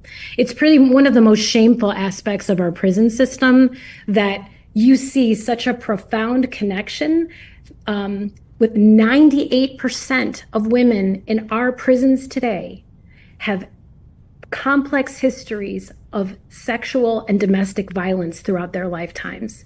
And we really have to end that and really educate our courts, educate police and prosecutors about cases like that of Keisha Golden, who was pregnant and currently has a case right now being evaluated by the state's attorney that the public defender and the community is rallying to support to make sure she doesn't spend her life in prison for defending her life. So there are all too many cases like this right now. So this is an opportunity to come together, educate the public, support survivors, and make sure that women that are behind bars for defending their lives are not invisible in the discourse about Women's History Month. And I want to make sure that everybody understands and that we're all on the same page here. We keep on saying criminalized by the legal system. Can you just explain exactly what that means? Absolutely. Thank you for that. This is a great opportunity to explain it. So there's multiple ways a woman can be criminalized, but you've seen cases like that of Paris Knox, who's in the community and is a leading advocate right now for criminalized survivors, who was in an abusive relationship. There's a history of 911 calls, right? And then in the instant where she's engaged in an abusive incident with an abuser and defends her life and commits an act that is violent, potentially even killing an abuser in a situation where her life is on the line versus getting killed, some of these prosecutors are taking these women to court for murder and failing to look at months, if not years, of 911 reports or what's happening in these situations that causes a woman who may not even have a criminal record to suddenly commit a murder. And it's really shameful that we're looking at women through this lens as opposed to recognizing that gender-based violence is a pandemic. We continue to look for a perfect victim. Well, a perfect victim is someone who's not alive. If you have a woman who's repeatedly attacked and defends her life and kills in self-defense, we need to take a look holistically at what's happening there and kind of flip the script a little bit when we're looking at culpability in these cases. And that's the prime example of a criminalized survivor. So when you're talking about looking at some of these women going from victim to being looked at as a criminal, what do you think is misunderstood about them? I think part of it, I will say, is deeply gendered narratives of what a bad woman versus a good woman is. I think that as women during Women's History Month, what is a perfect victim, right? Is it a woman that doesn't fight back? Women aren't supposed to be violent, right? It's a failure to truly understand the depths of and the risks that women face in our society related to gender-based violence and the fact that they need to defend themselves, right? I mean, if you really look at it, there's some data on this, which is that, and I write this down because I screw it up every time, right? So a study of homicides of more than 10,000 women found that over half of them were murders related to gender-based violence, with a current or former partner committing 90% of their murders. So if you really think about that, when we look at murders of women and the majority are committed by abusive partners, why are we not fitting that into the discourse when she finally defends herself, right? Is a woman not allowed to defend herself? And I think it's a deeply gendered narrative when we look at that through our criminal legal system and really understand the depths of abuse and what's happening in our communities. It's no mystery that at a time when domestic violence reports are skyrocketing, that we're seeing a rise in the women's prison population, and that's abhorrent, right? It seems like pretty common sense to really take a look at these issues and allow them into the courts when we're considering women's sentencing in these cases, and frankly, at the policing level, when we're evaluating an incident, to really take a look at the facts and what led to an incident. Yeah, so in that, your goal is for more trauma-informed responses. What would that look like? Can you kind of paint a picture? Mm-hmm. So when we talk about trauma-informed responses at the Women's Justice Institute, there's a few things. We work very closely with systems. We work with prisons and jails and our law enforcement partners to create education and training, right? So in the instance of a criminalized survivor, like, we need to understand that at the scene of a crime, for example, if a police officer's there or someone's investigating a woman and there's been a violent incident where someone has died and she's experienced abuse, she might not be communicating as someone would who's just gone to lunch, down the street, right? So there's going to be some trauma in the way she communicates. There might be a disordering in how she's talking about events because she's so jarred. Like, I don't know if any, people have been in a car accident or had like a traumatic experience where you can't expect them to communicate sometimes holistically about the events that transpired. And what you see with the trauma brain is a woman might present what happened at an incident, and that might change in a couple hours because she's out of shock, right? When we're talking about women who've experienced these issues in their lifetimes and come to services for providers like us, you need to have a non-judgment, very respectful, dignified environment that is non-shaming about their history and their experiences with trauma and makes them feel safe to share. You know, a lot of people, it's not like a transaction where you're asking somebody if they've experienced trauma in their life or a sexual assault or a domestic violence incident. There's a lot of shame people carry. And if we don't create a welcoming culture through providers where women feel safe describing that they've been abused and what they've been experiencing so they can get the help they need, we're going to keep locking it in a box and pushing them out of the mainstream and out of services that they need. And it will only lead to either more harm to them or a situation that we've seen like in the movie today where violence erupts because it's their life versus someone else. So Deanne, there is clearly a lot of change that you guys are hoping to make, you know, by doing this segment, by doing the screening and the panel tonight. If people can't go tonight, what are some other ways that they can support you guys? Well, we have our website, womensjusticeinstitute.org. They can look us up to find ways to get involved, to support our services, to donate to the trauma-informed care. A lot of women that are survivors sometimes you know, are moving out of, they're economically disadvantaged, right?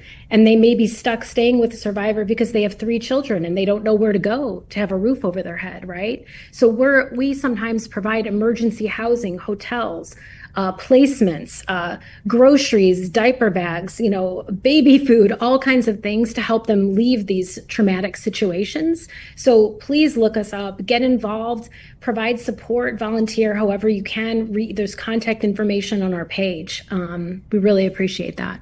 Deanne, thank you so much for being with us here on Chicago Live. Hope you have a great weekend and good luck to you tonight. Thank you. Thank you so much. Take care. All right, we've got to take a 2-minute break, but when we come back, we're going to shift gears. We're going to be talking Illini basketball. If you missed the game, we've got you covered. And if you saw it, you're still going to want to watch. We're going to paint a picture about what could happen next.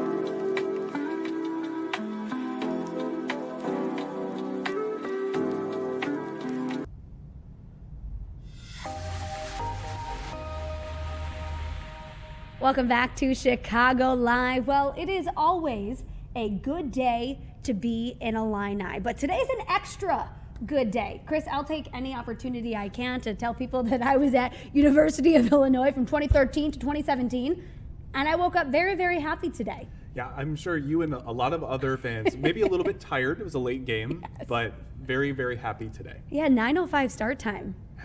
Yeah, a little extra cup of coffee gets you going. Worth it, though, to see that game. I mean, seriously, what a game. Chris, break it down for us. I mean, I don't know about everyone else, but when I was making my bracket, I was looking at this line right here, this Sweet 16, Illinois versus Houston. I knew Houston was going to have not an easy time, but like they were going to look good because this team is fantastic. They're young, they're old. They're both simultaneously got that experience and got these guys like JoJo Tugler are very, very good too. And but when you consider the experience that they had last year, they were national runners-up, lost to Florida national championship last year. So you're expecting, okay, this team is going to make a run. We don't know how far they're going to go, but they're going to win a couple games in March, and they did. But this Illini team is one of those where we're like, do they have it? Do they have it? The it factor being like this killer instinct that can just take a team out because we know how talented they are. But this was the ultimate test of like, where are you guys? Because you win and you go to the Elite Eight, and you lose, you go home. And I don't want to say stunned, but I was watching this team like, okay, Illinois put it all together because it's the ultimate test. Not only did Illinois win, but they beat Houston at its own game. That was the most impressive thing to me. Yeah, at Houston, 65-55. And now we go on to the Elite Eight, and we play another Big Ten team on Saturday. Yes, and not only just a Big Ten team, but Iowa. We're talking about one of the craziest Cinderella runs we've seen in the last handful of years. And Ben McCollum is the head coach. This is a guy that everybody's like, he wins. And it's really funny because you want to draw some comparisons to what Indiana football was able to do with Curt Cignetti, and they're kind of being this football powerhouse now where we're like, that's not usually the case. Indiana football is not very good. Iowa basketball is not something that we kind of associate with March very often. But now they're in the Elite Eight too. Ben McCollum is a guy that started Northwest Missouri State University all the way, I believe, somewhat near the KC area. And it's got Bennett Sturz, who is a KC area guy. And he was coaching there, won national titles at the Division II level, won a lot of basketball games, takes that to Drake, was there for a year, goes to the NCAA tournament and beats Mizzou. Now he comes to Iowa where we're like, this is like the next big thing. He's one of the next big coaches and he just wins a lot. But this is a big test for him because Illinois beat Iowa earlier this year, 75-69. So it's one of those where Illinois is playing in a different style than they were earlier this year. And it's so impressive because just a couple weeks ago, 3-4, I was at Champaign for the Illinois-Michigan game. We're sitting here wondering, like, I don't know. This is a tough one because Michigan really took Illinois to the woodshed. Sorry for your. We got slaughtered. Oh yeah, absolutely. Sorry for your boys, but it wasn't good. It was tough, and we're thinking, I don't know if this team has it. They have all the pieces. They got the tools and they got the talent, but I don't know if they can just put it all together. Yesterday, they put it together in such an impressive way that I'm really confident going against this Iowa team, a team that they're familiar with, a team that they've already beaten, and because they've got these pieces that they can turn to, and they started to trust a little bit more, putting the ball in Andrei Stojakovic's hands and letting Kylan Boswell be the player that he is, but also Keaton Wagler finding ways to impact the game in so many different ways. I think that we really need the fans to show up on Saturday because I was reading an article and I wrote it down because I thought it was really interesting. One of the players said at the beginning of the game, Houston fans were a little louder, all right? But as the game was going, our fans started being louder in their city. They pushed us, and thanks for them. So we really need the Illini fans to show up on Saturday. Yeah, and I have a lot of faith that they will. Because this is one of those moments where like this is the best chance they've gotten to go to the Final Four.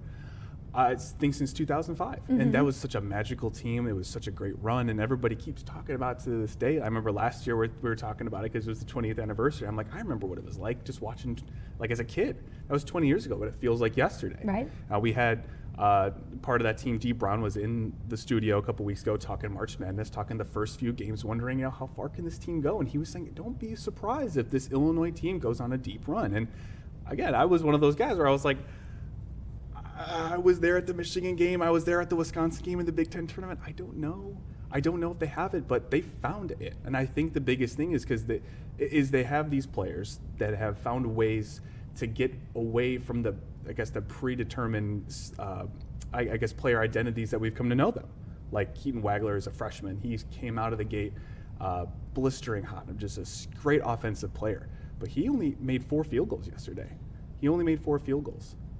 he also grabbed 13 rebounds. That's impressive. That's impressive for a young player to find a way to pack the game other than, okay, well, he's a great scorer, but what else can you do? And I think fans are starting to see this. They're starting to buy into it. Like, this team is going to be special. I don't know how long they're going to be together in this one and done portal era. Who knows? It's so crazy, but I think fans understand that this is a very special team that has a chance to go super far. You mentioned 2005, Chris, and that is like the magical year. Everybody still talks about it, like you said.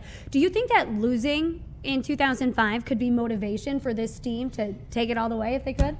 I mean, I'm sure those guys have gotten a chance to talk to some of these players on this team. I'm sure they understand the legacy and the history and saying, like, that was the best chance they've had.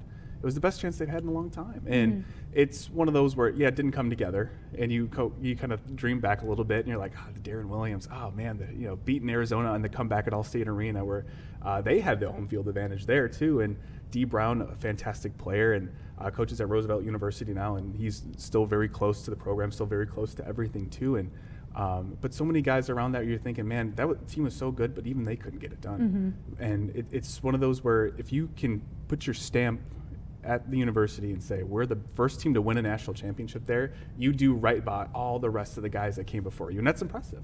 I like hearing that. It's never going to get old. And I also like hearing that we're going to the Elite Eight. So I'm just going to say it one more time. We are in the Elite Eight.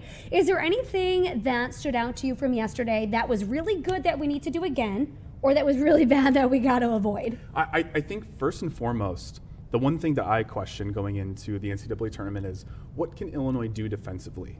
And not to be like, what are they good at, but like, what can you do defensively? Because they just haven't had a consistent defensive identity.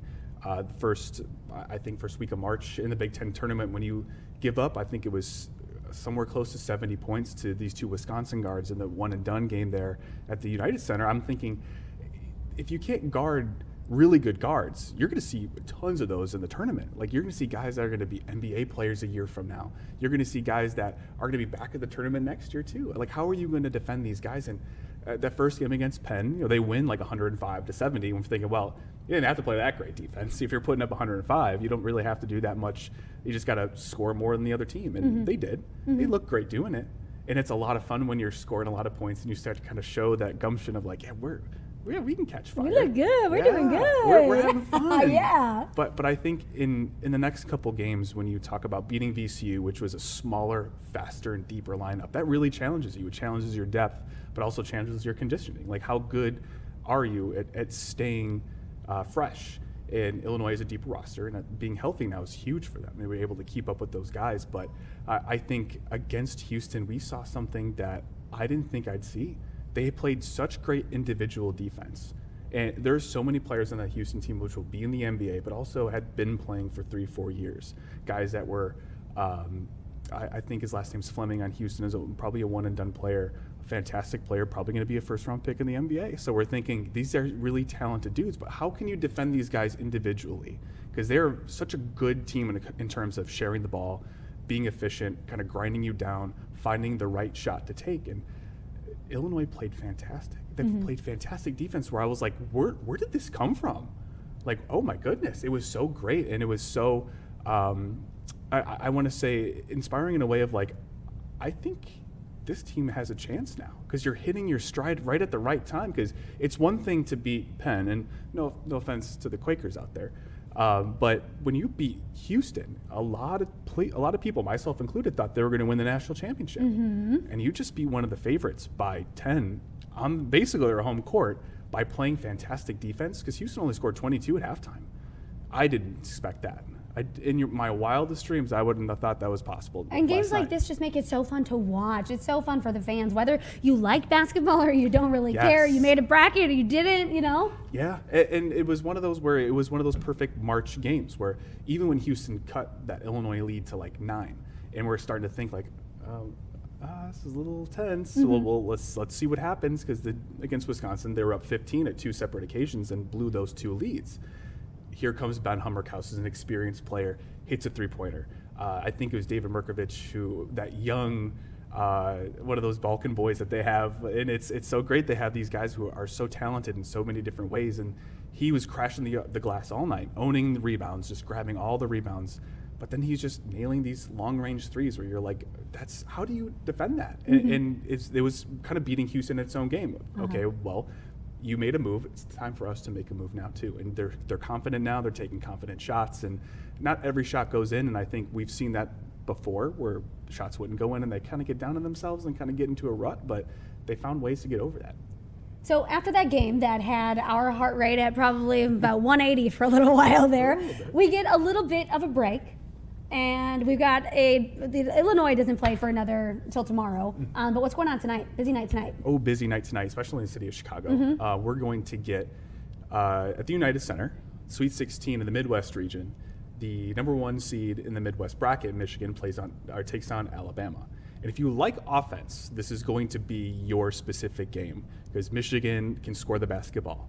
Alabama is known for, let's see how many points we can fit into 40-minute basketball game, and they're really good at that. They came to the United Center earlier. They played Illinois at the United Center, and they won because Illinois couldn't make their free throws at the end, but it's okay. That was in November. It's a different time. But in this specific game, you're going to see Big Ten Player of the Year, Yaxel Lenenborg, with this Michigan roster that's so deep, that's so experienced. Dusty May is kind of establishing himself as the next big thing in the Big Ten in terms of being a head coach, but then Nate Oates in Alabama are just so hard to just kind of stop. You can't really stop that kind of a team. You just kind of have to outlast them a little bit. So I'm excited to see what the unstoppable force does against the immovable object. And I love those kinds of games. And then later tonight, if you stay up that late, watch basketball like I do, we get Tennessee and Iowa State. Iowa State being a very complete team. There are 3 teams in the Big 12 this year, which were Arizona, Iowa State, and Houston, which were very complete. They're very experienced, but also had younger players to kind of balance out that roster. They're very deep, too. All 3 of those teams could have been number 1 seeds, but just because Arizona's so good, beat Iowa State and Houston, kind of knocking them down to a 2, to the point where we're looking at Iowa State now being like, I think they could really give Michigan a run for its money. And, I'm interested to see how that plays out.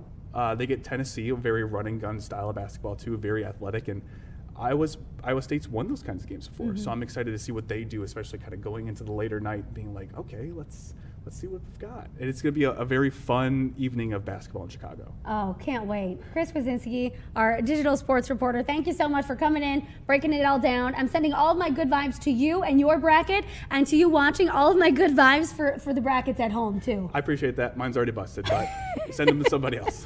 Story of everybody. Chris, thank you so much. Thank you. Well, all of these basketball players that we're talking about, they all started out as kids at one point shooting hoops in the front yard. So coming up, we're talking to the Kane County Health Department. They're going to talk about how you can set your little kids up for success in the long run.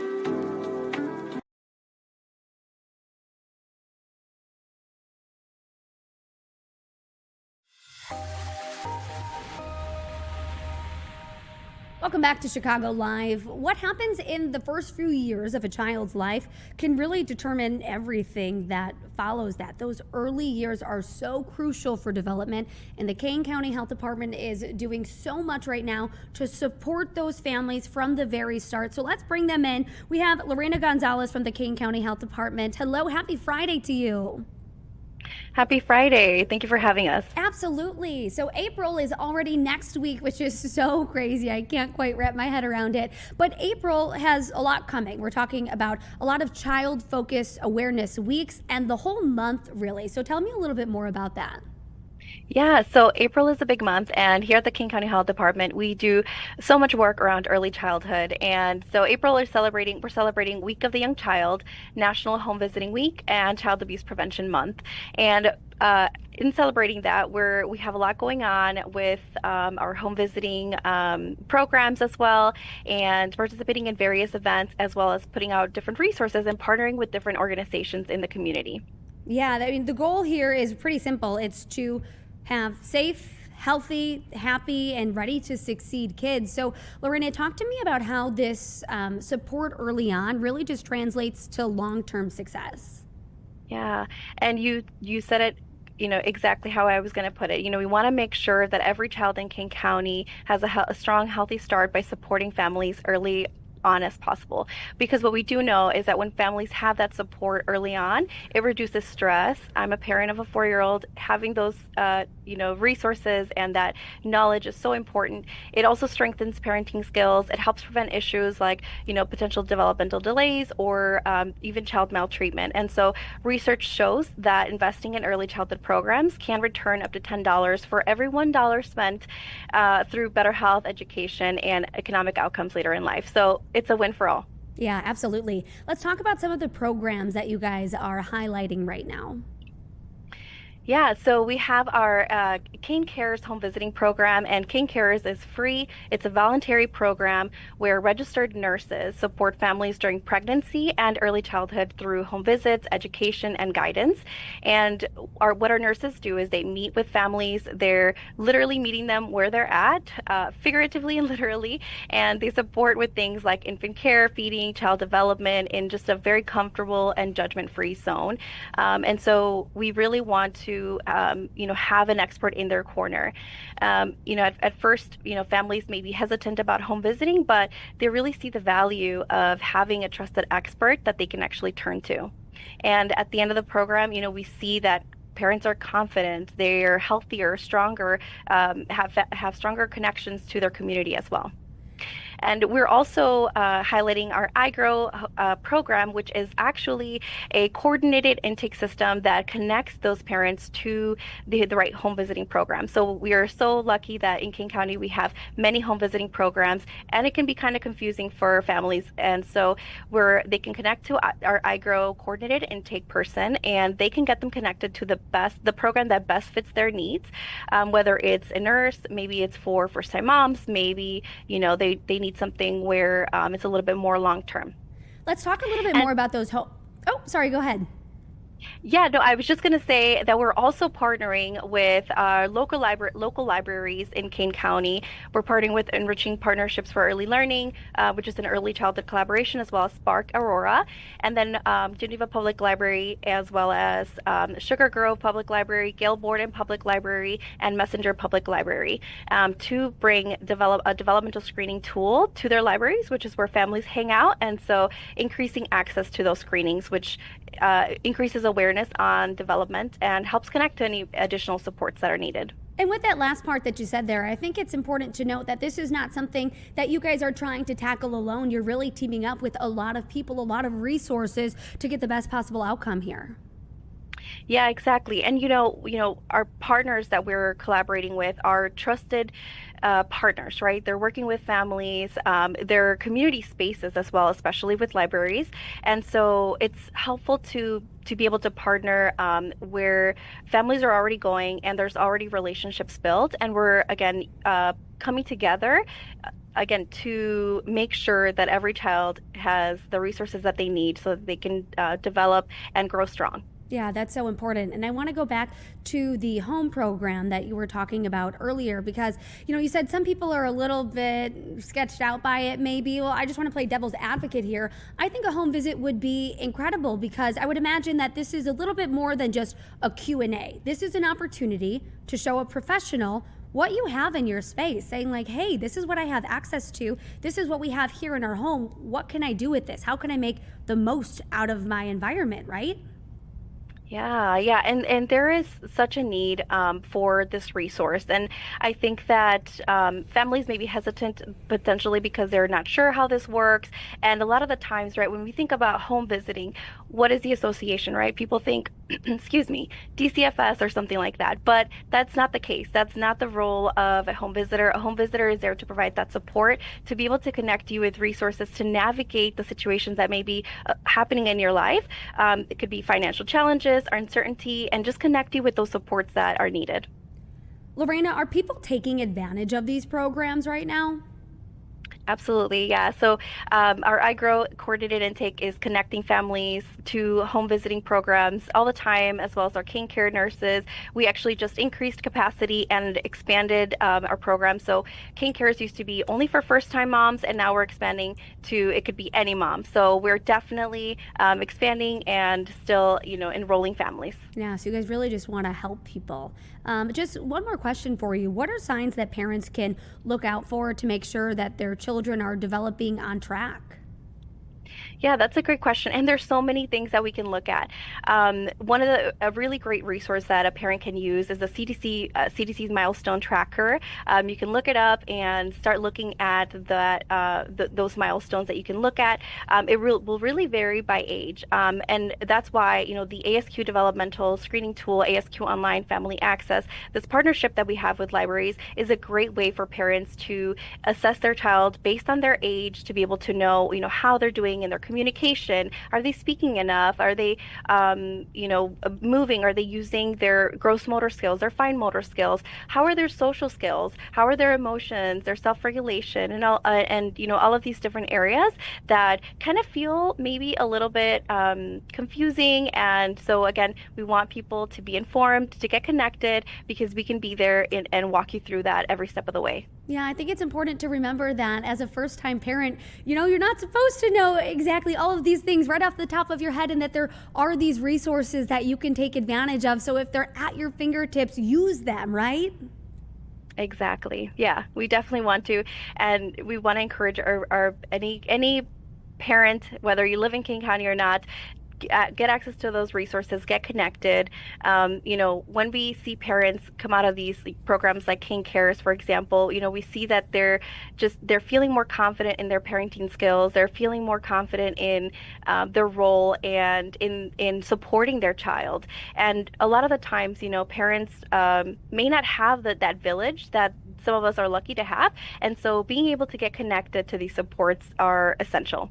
Well, Lorena, thank you so much for joining us on Chicago Live. We really appreciate your time on a Friday. Thank you so much. Yeah. All right. Take care. Well, coming up, we bye. are talking to Mark Strell. He's going to break down what you got coming up for the weekend in the weather department. It is Friday. It is 3/27. It's basically the weekend. So we got to talk about the weather. We'll be right back.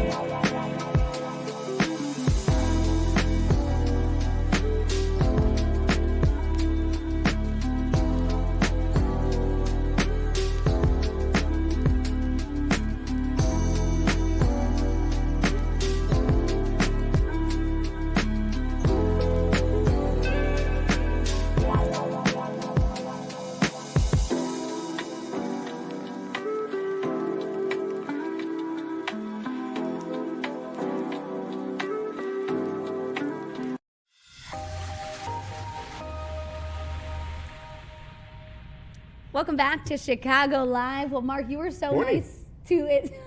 Oh, and you know, it's funny. I didn't even do that to be funny. I just said that because I'm so you used. serious? Yeah, I'm just so used to seeing you in the morning, I think. Oh my gosh. I was just telling Mark that I'm getting used to the afternoon shift. Yeah. I've been saying good morning a couple of times throughout the afternoon, but I swear after today, it'll be done. Good morning, good evening, good night. You know, Chicago's one of those places. It works all the time. So, you know, it might be morning for somebody. Yeah, right. They're just waking up because they got a long Friday night ahead of them. It's morning in America. Yeah. Thanks for having my back there. Yeah. I appreciate you. 24/7. Come on. How, you have a good week? I had a great week Yeah. here. It's been amazing. Everybody here in Mhm. the Fox family has been just so welcoming, so kind. Are you, when you go to a place to work, are you like in charge of planning the parties? Oh, social chair right here. Yeah, I was going to say, if you're not, I nominate you. All right. I Yeah, think we need yeah. to plan something. Is this weekend too soon to set something up, do you think? No. You can party anytime you want around here. All right, Yeah. all right. I'll get something cooking for tomorrow because we're going to have decent Now, weather. you know what? If you look out that window right there, Uh-huh. it does not look so bad. No. It's a little cool, though. Mhm. You know, it was in the upper 30s most of the day. Look at the beans shiny. That's a good sign. People out there enjoying. Look at all those people. Yeah, they're always just kind of wandering. They remind me of like ants going into the anthill, you know? Just wandering around in a little circle and just going up, touching the bean. I'm surprised we don't have more fingerprints on the bean. Now that you've said that, I can't unsee it. That's what I'm going to envision every single time I see this Little shot. ants? Yeah. Yeah. Now think of you. Mm-hmm. Oh, thanks. I'm the one reminding you of little ants. You know, it's funny, when I was a little kid, you know, when I was really, really little, and this shows you how old I am, and I don't even remember this. I was probably like 3 or 4 years old. My parents took me up into the Prudential Building, which is right there, right across the Mhm. street. That was the largest, tallest building in Chicago. Wow. And that was where the observation area, and I do remember, I'm like, oh, we're going to go up there and the people look like ants. And I remember, not that time, but the next time we went up, it's like, I don't know, they look like small people to me. They don't look like ants at all. I don't know what you tell me. Well, now the tallest building is the Sears Tower. We decided this a week ago. We saw the Sears Tower, and Mark Mhm. said, "Hey, what's that big thing?" And I Yeah. said, "Oh, Mark, that's controversial. Don't put me on the spot like that. It's only my first week here." And he assured me, you gave me the green light that Yeah. it's okay to say Sears Tower over Oh, Willis yeah. Tower. Yeah, it's over by there. Mhm. Yeah. Yeah, you're all good.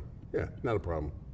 Yeah, you're all good. But that observation deck today, if you were out there, I mean, you would see blue skies, some Yep. clouds, but it looks good. You would see all 4 states today, Mhm. I think. Yeah. Right? Yeah, I think so. You can name those, right? Michigan, Indiana, Illinois, and Wisconsin.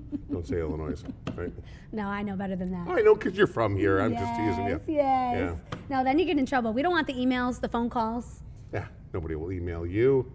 After you pull in Illinois, you don't think that warrants? See, I don't think there's a lot that really warrants a phone call or an email to the station, but that might. No, we're just kidding. Well, here in Illinois, in Chicago, yeah, it's sunny today. It's pretty Mhm. decent. And we'll have much more better weather coming up tomorrow as well. So we'll have some sunshine tomorrow, and it'll be around 60 degrees, so it looks pretty good. We have just been riding a roller coaster. We are up and down. Oh, my we are goodness. all around. I was reading the discussion about the forecast in the future, and there was some talk of some snow in the forecast next week. Now, it's a small chance, it's way far away, so I'm not one to go, woof.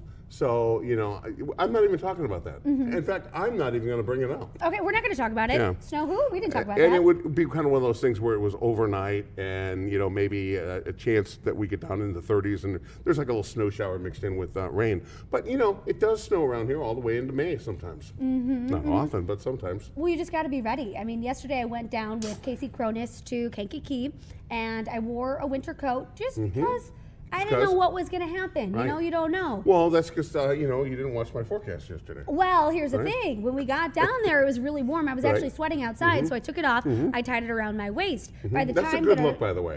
Yeah. With that little hands going around like this, You just got to be ready. Yeah. Exactly. Do you do a bow or a square knot, or how do you tie that? Oh, a sailor's knot. Oh. I'm just kidding. I don't even know what that looks Dandy. like. Well, it's a good answer either way. So I tied it around my waist, and by Yeah. the time that our shoot was over, Mhm. I was putting the coat on. It had dropped like 30 degrees. And It was probably freezing. zipping it up. Yeah. Yeah, it was crazy the way that front came through, and then, that's why we had the potential for severe weather yesterday. Fortunately, no severe weather in our future, anytime in the near term anyway. Look at that. Tomorrow, some sunshine. Again, I'm saying nearly 50. I've got upper 40s, but that's nearly 50, right? I think so. Yeah. And that's looking like good weather for whatever social event I'm going to plan. Should we do a Yeah, morning see? thing, an afternoon thing, an evening thing? Sunday even better. Sunday Okay. brunch, we got 63 degrees there. A few more clouds on Sunday. And I'm advocating, I'm an advocate of the 3-day weekend. Look at Monday, 74 degrees with some sunshine around. Who do we talk to about that? Me. I'll write you a note. There goes the rainfall that we had late last night and overnight. Now look at here, it's kind of wild. Pretty decent weather here, just up to the north of Wisconsin and Michigan. It's snowing. So again, it's like a whole different season. If you go about 150 miles north, and then as we go through the rest of the weekend, things are pretty quiet. So you forecast tonight, it's going to be chilly. That coat that you were talking about, you're going to need it tonight. We're down to 28 degrees. And then tomorrow, temperatures back up to, what temperature do they say? What do they say? Nearly 50. Very That's good. it. You have been Bingo. taking notes. I like that. Someone who actually pays attention to what I say. That's a rarity these days. 49 degrees on your Saturday, 63 on Sunday. There's our 3-day weekend opportunity. I said that on the air one time, and I had it was a junior boss. It wasn't like the boss. It was like, you can't encourage people to call in sick on Monday. I'm like, well, I just did. So, what are you going to do? I mean, if they Yeah. get sick, they get sick. That's what I'm saying. And It's going around. I'm not encouraging them not to be productive. I'm just encouraging them to be productive on other days. How about this? If you can pick your work from home days, Yes. maybe See, Monday is the I day. was simply ahead of my time. I like the way you think. I got you. We're mid-70s there for Monday and Tuesday. You see, Tuesday, we introduce a pretty decent chance of rain. And then there are chances of rain Wednesday and Thursday. And then look at this, we fall off again. Temperatures back into the 40s. But as we head towards the end of the week, we're back up to 58, which is Nearly 60. Wow, you should join our weather team more often. That's pretty good. Yeah. I think we just jinxed twice. So does that unjinx us? Like if you No. jinx once and then you jinx again, is there's that no jinxes on the anchor desk. Okay. It's all just synchronicity. That means we're thinking about this and saying the same things. on the same wavelength? I Yeah. like that. I'm stealing that. Yeah. Yep. Very good. Yeah. All right. Well, Good thank morning. you so much. Yeah. I hope that you guys have a great rest of your morning. Don't go too far. We still have more coming up on the morning show. I think we really confused them now. I've learned my lesson. Yeah. I've learned my lesson. This is fun. Let's do it again. Yeah, let's All do right. it. Okay, good Okay. stuff. All right, we'll be back. We got one more segment. We'll see you soon.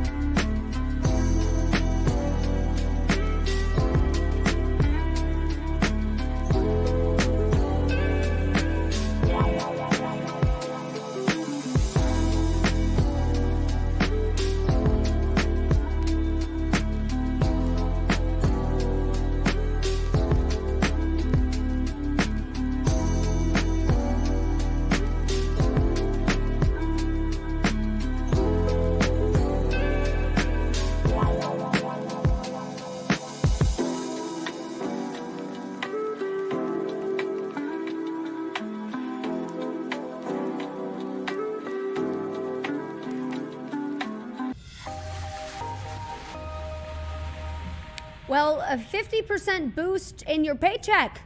Sign me up. Sounds good, right? A 50% increase in your home insurance costs? Yikes. I don't want any part of that. Well, 50%, that's how much home insurance costs went up between 2021 and 2024. Last year, pretty significant jump too. It jumped 12% last year, and it's expected to jump again this year. So we want to break this all down for you, what we've been dealing with and what we're up against. Let's bring in Matt Brannon. He's a senior economic analyst and Insurify. Hey there. Hi, thanks for having me. Yeah, absolutely. Happy Friday. Thanks for being here. So let's talk about what we are up against this year potentially. What kind of increase could we see? Sure. So nationally, we're expecting rates to go up, but not as much as they did in 2025. But we're still seeing rates go up faster than the rate of inflation. And this is because of a few different reasons. We're seeing new levels of weather-related risks that insurers are facing. And we're seeing the cost of rebuilding a home higher than it used to be in the past. So when you put those two things together, it creates sort of a perfect storm where all of a sudden your home now costs more money to insure because it's worth more. At the same time, we have more extreme weather, high winds, high hail, damaging roofs and causing damage and causing claims. And ultimately, those claims costs get passed on to homeowners. Yeah, and how much are you thinking? It's looking like 5% this year, maybe? Yeah, so in Illinois, we expect the average home insurance rate to go up about 5%, which is above what we expect for the national average. We expect the average cost to go up about 4%. So Illinois is above average in that respect. And Illinois has been getting more attention in home insurance lately because of the rise in severe storms and severe winds that have been affecting the Midwest. Severe storms are no longer a secondary character in home insurance behind wildfires and hurricanes. They're becoming a main character. They're contributing to very high costs in states like Colorado and Illinois that in the past had been a little bit more insulated from high insurance costs. We've seen Illinois go from the 19th most expensive state to home insurance to now the 10th. So Illinois, we don't often think of it as an expensive home insurance state, but it's in the top 10 now. And Matt, this is something that is so relevant to right now, considering, the weather that we've had this week and especially 2 weeks ago in Kankakee. So this is something that we're seeing, this week. Yeah. And it just sort of instills the point that homeowners need to do whatever they can to prepare and try to harden their homes against severe weather when they can. So doing things like increasing, like upgrading your roof with more wind resistant upgrades, as well as your garage door. And also looking into flood insurance because flood events are not always covered by home insurance, but they can also leave a big financial gap. Just 1 inch of flood damage can cause $25,000 worth of damage in your house. So it's important for consumers to stay really mindful of how severe weather will raise their costs as things move forward. Yeah, a lot of damage can definitely mean, or just a little bit of damage can mean a lot of money. Now, it's not just premiums, but it's also deductibles.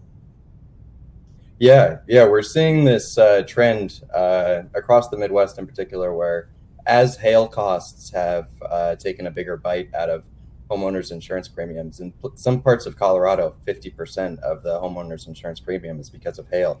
We're seeing insurers try to price the way they do their insurance a little bit differently. So maybe they might treat your roof differently, or they might have a separate hail deductible. So basically, it can put downward pressure on premiums, but it could also increase the cost you pay upfront in the event of hail or strong winds or whatever your specific coverage applies to. So it's something to keep in mind, but it's just one of many ways insurance is changing. Yeah, definitely. Let's talk about some numbers now. It looks like policyholders statewide paying an average of almost $3,600 a year. Now, how does that in Illinois compare to other states across the country?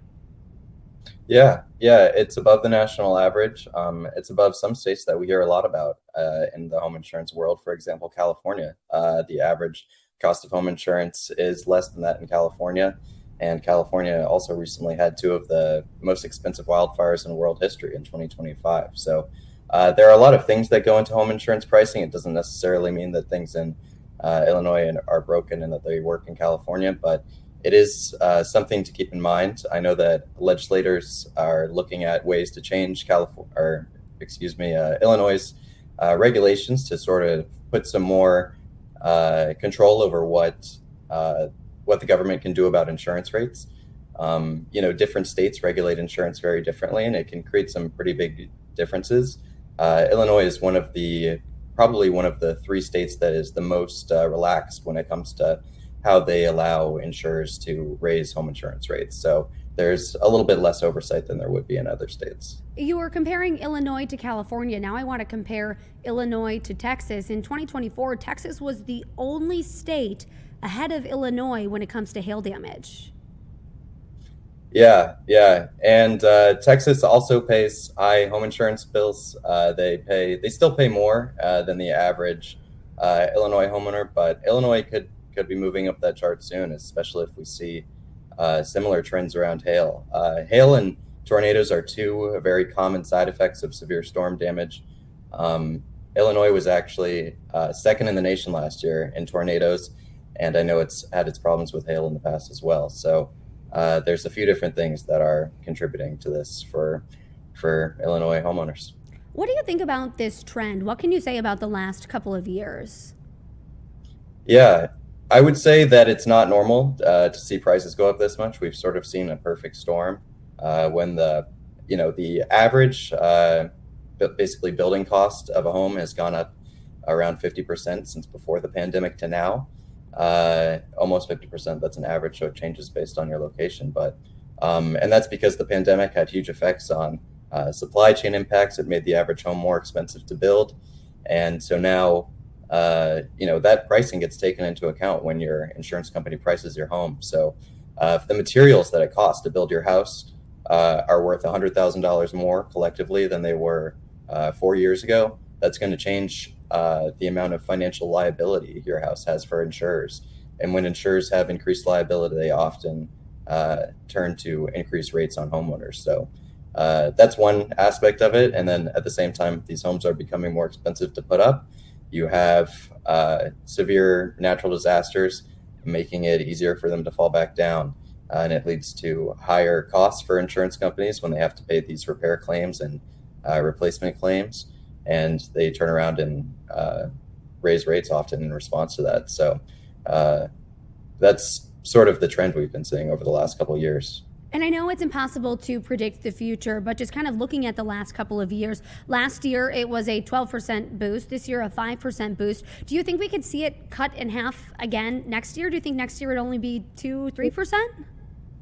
It's wishful thinking. I like the idea, but I don't think the trend we're seeing just behind these severe weather events is not something that makes me think that home insurance costs are going to revert back down to a mean very soon. It seems like loss ratios, which is basically the ratio of money that insurers are spending to the amount of money they're taking in, they're higher than they have been in the past, so they're spending more money than they have been in the past. We're also seeing some insurers non-renew customers, so they might just say your home's in such a risky area that we're not going to be able to insure it anymore. And then that homeowner now has to go find insurance somewhere else, and there might be less competition. They might have to pay more. We could also see insurers kind of changing the way they price their products to try and keep costs down. So there will be a lot of attention around this, but it would be, the outlook is somewhat bleak for the moment. So if these prices, Matt, are here to stay, what are some other areas that people can look at to save money? If we're going to keep these high costs, what can we do to save some bucks? Sure. Yeah. So even though rates are going up, there's still ways for consumers to save on their insurance costs. One simple thing to do is just compare rates. We recommend that people compare rates every couple months because, as we've seen, insurance costs can be very volatile, and the company that was giving you the best price 3 years ago might not be the company that's giving you the best price today. And the only way you're going to find out about that is if you check. And there are multiple websites like ours where you can enter your information and compare, see which rates different companies might charge you for a house like yours, and then make a more informed decision going forward.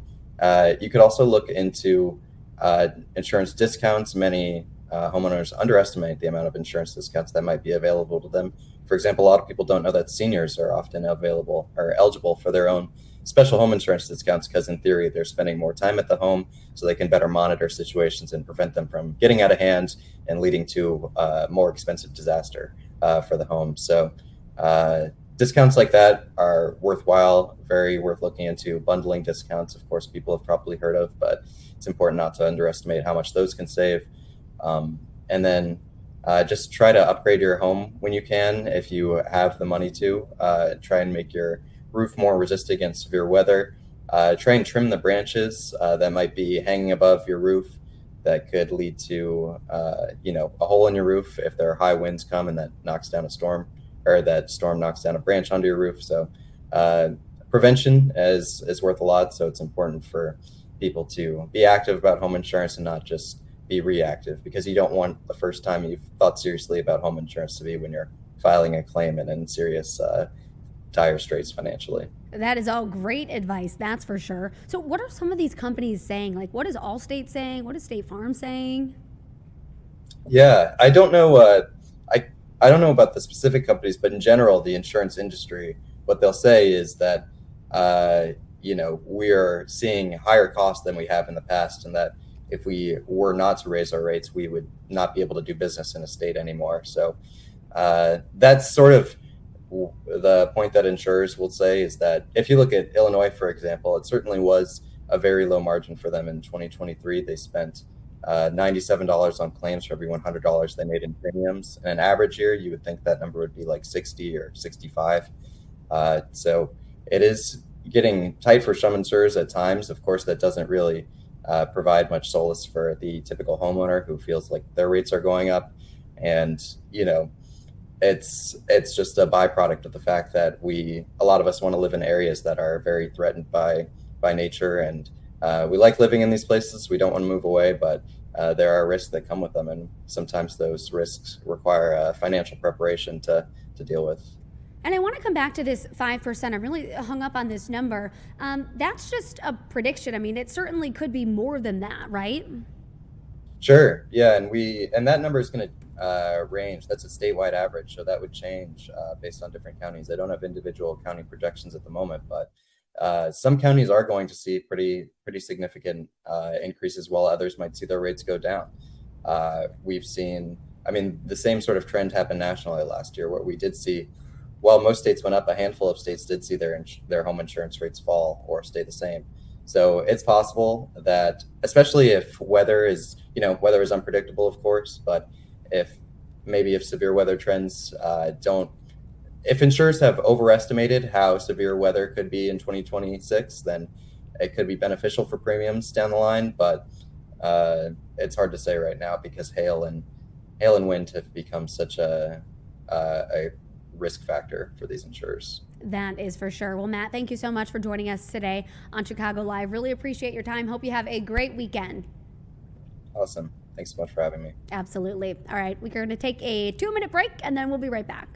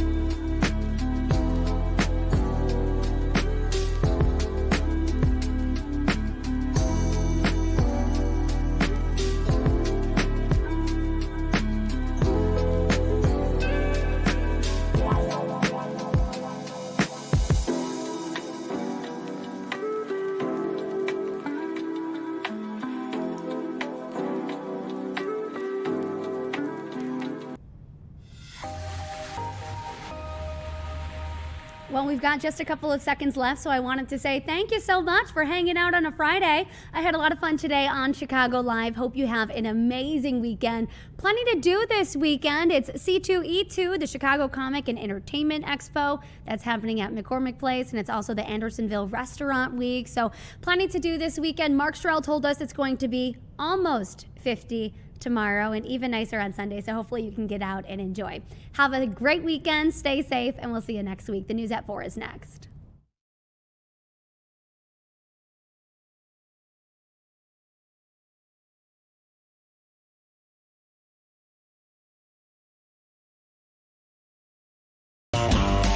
Live from Chicago, this is Fox 32 News at 4.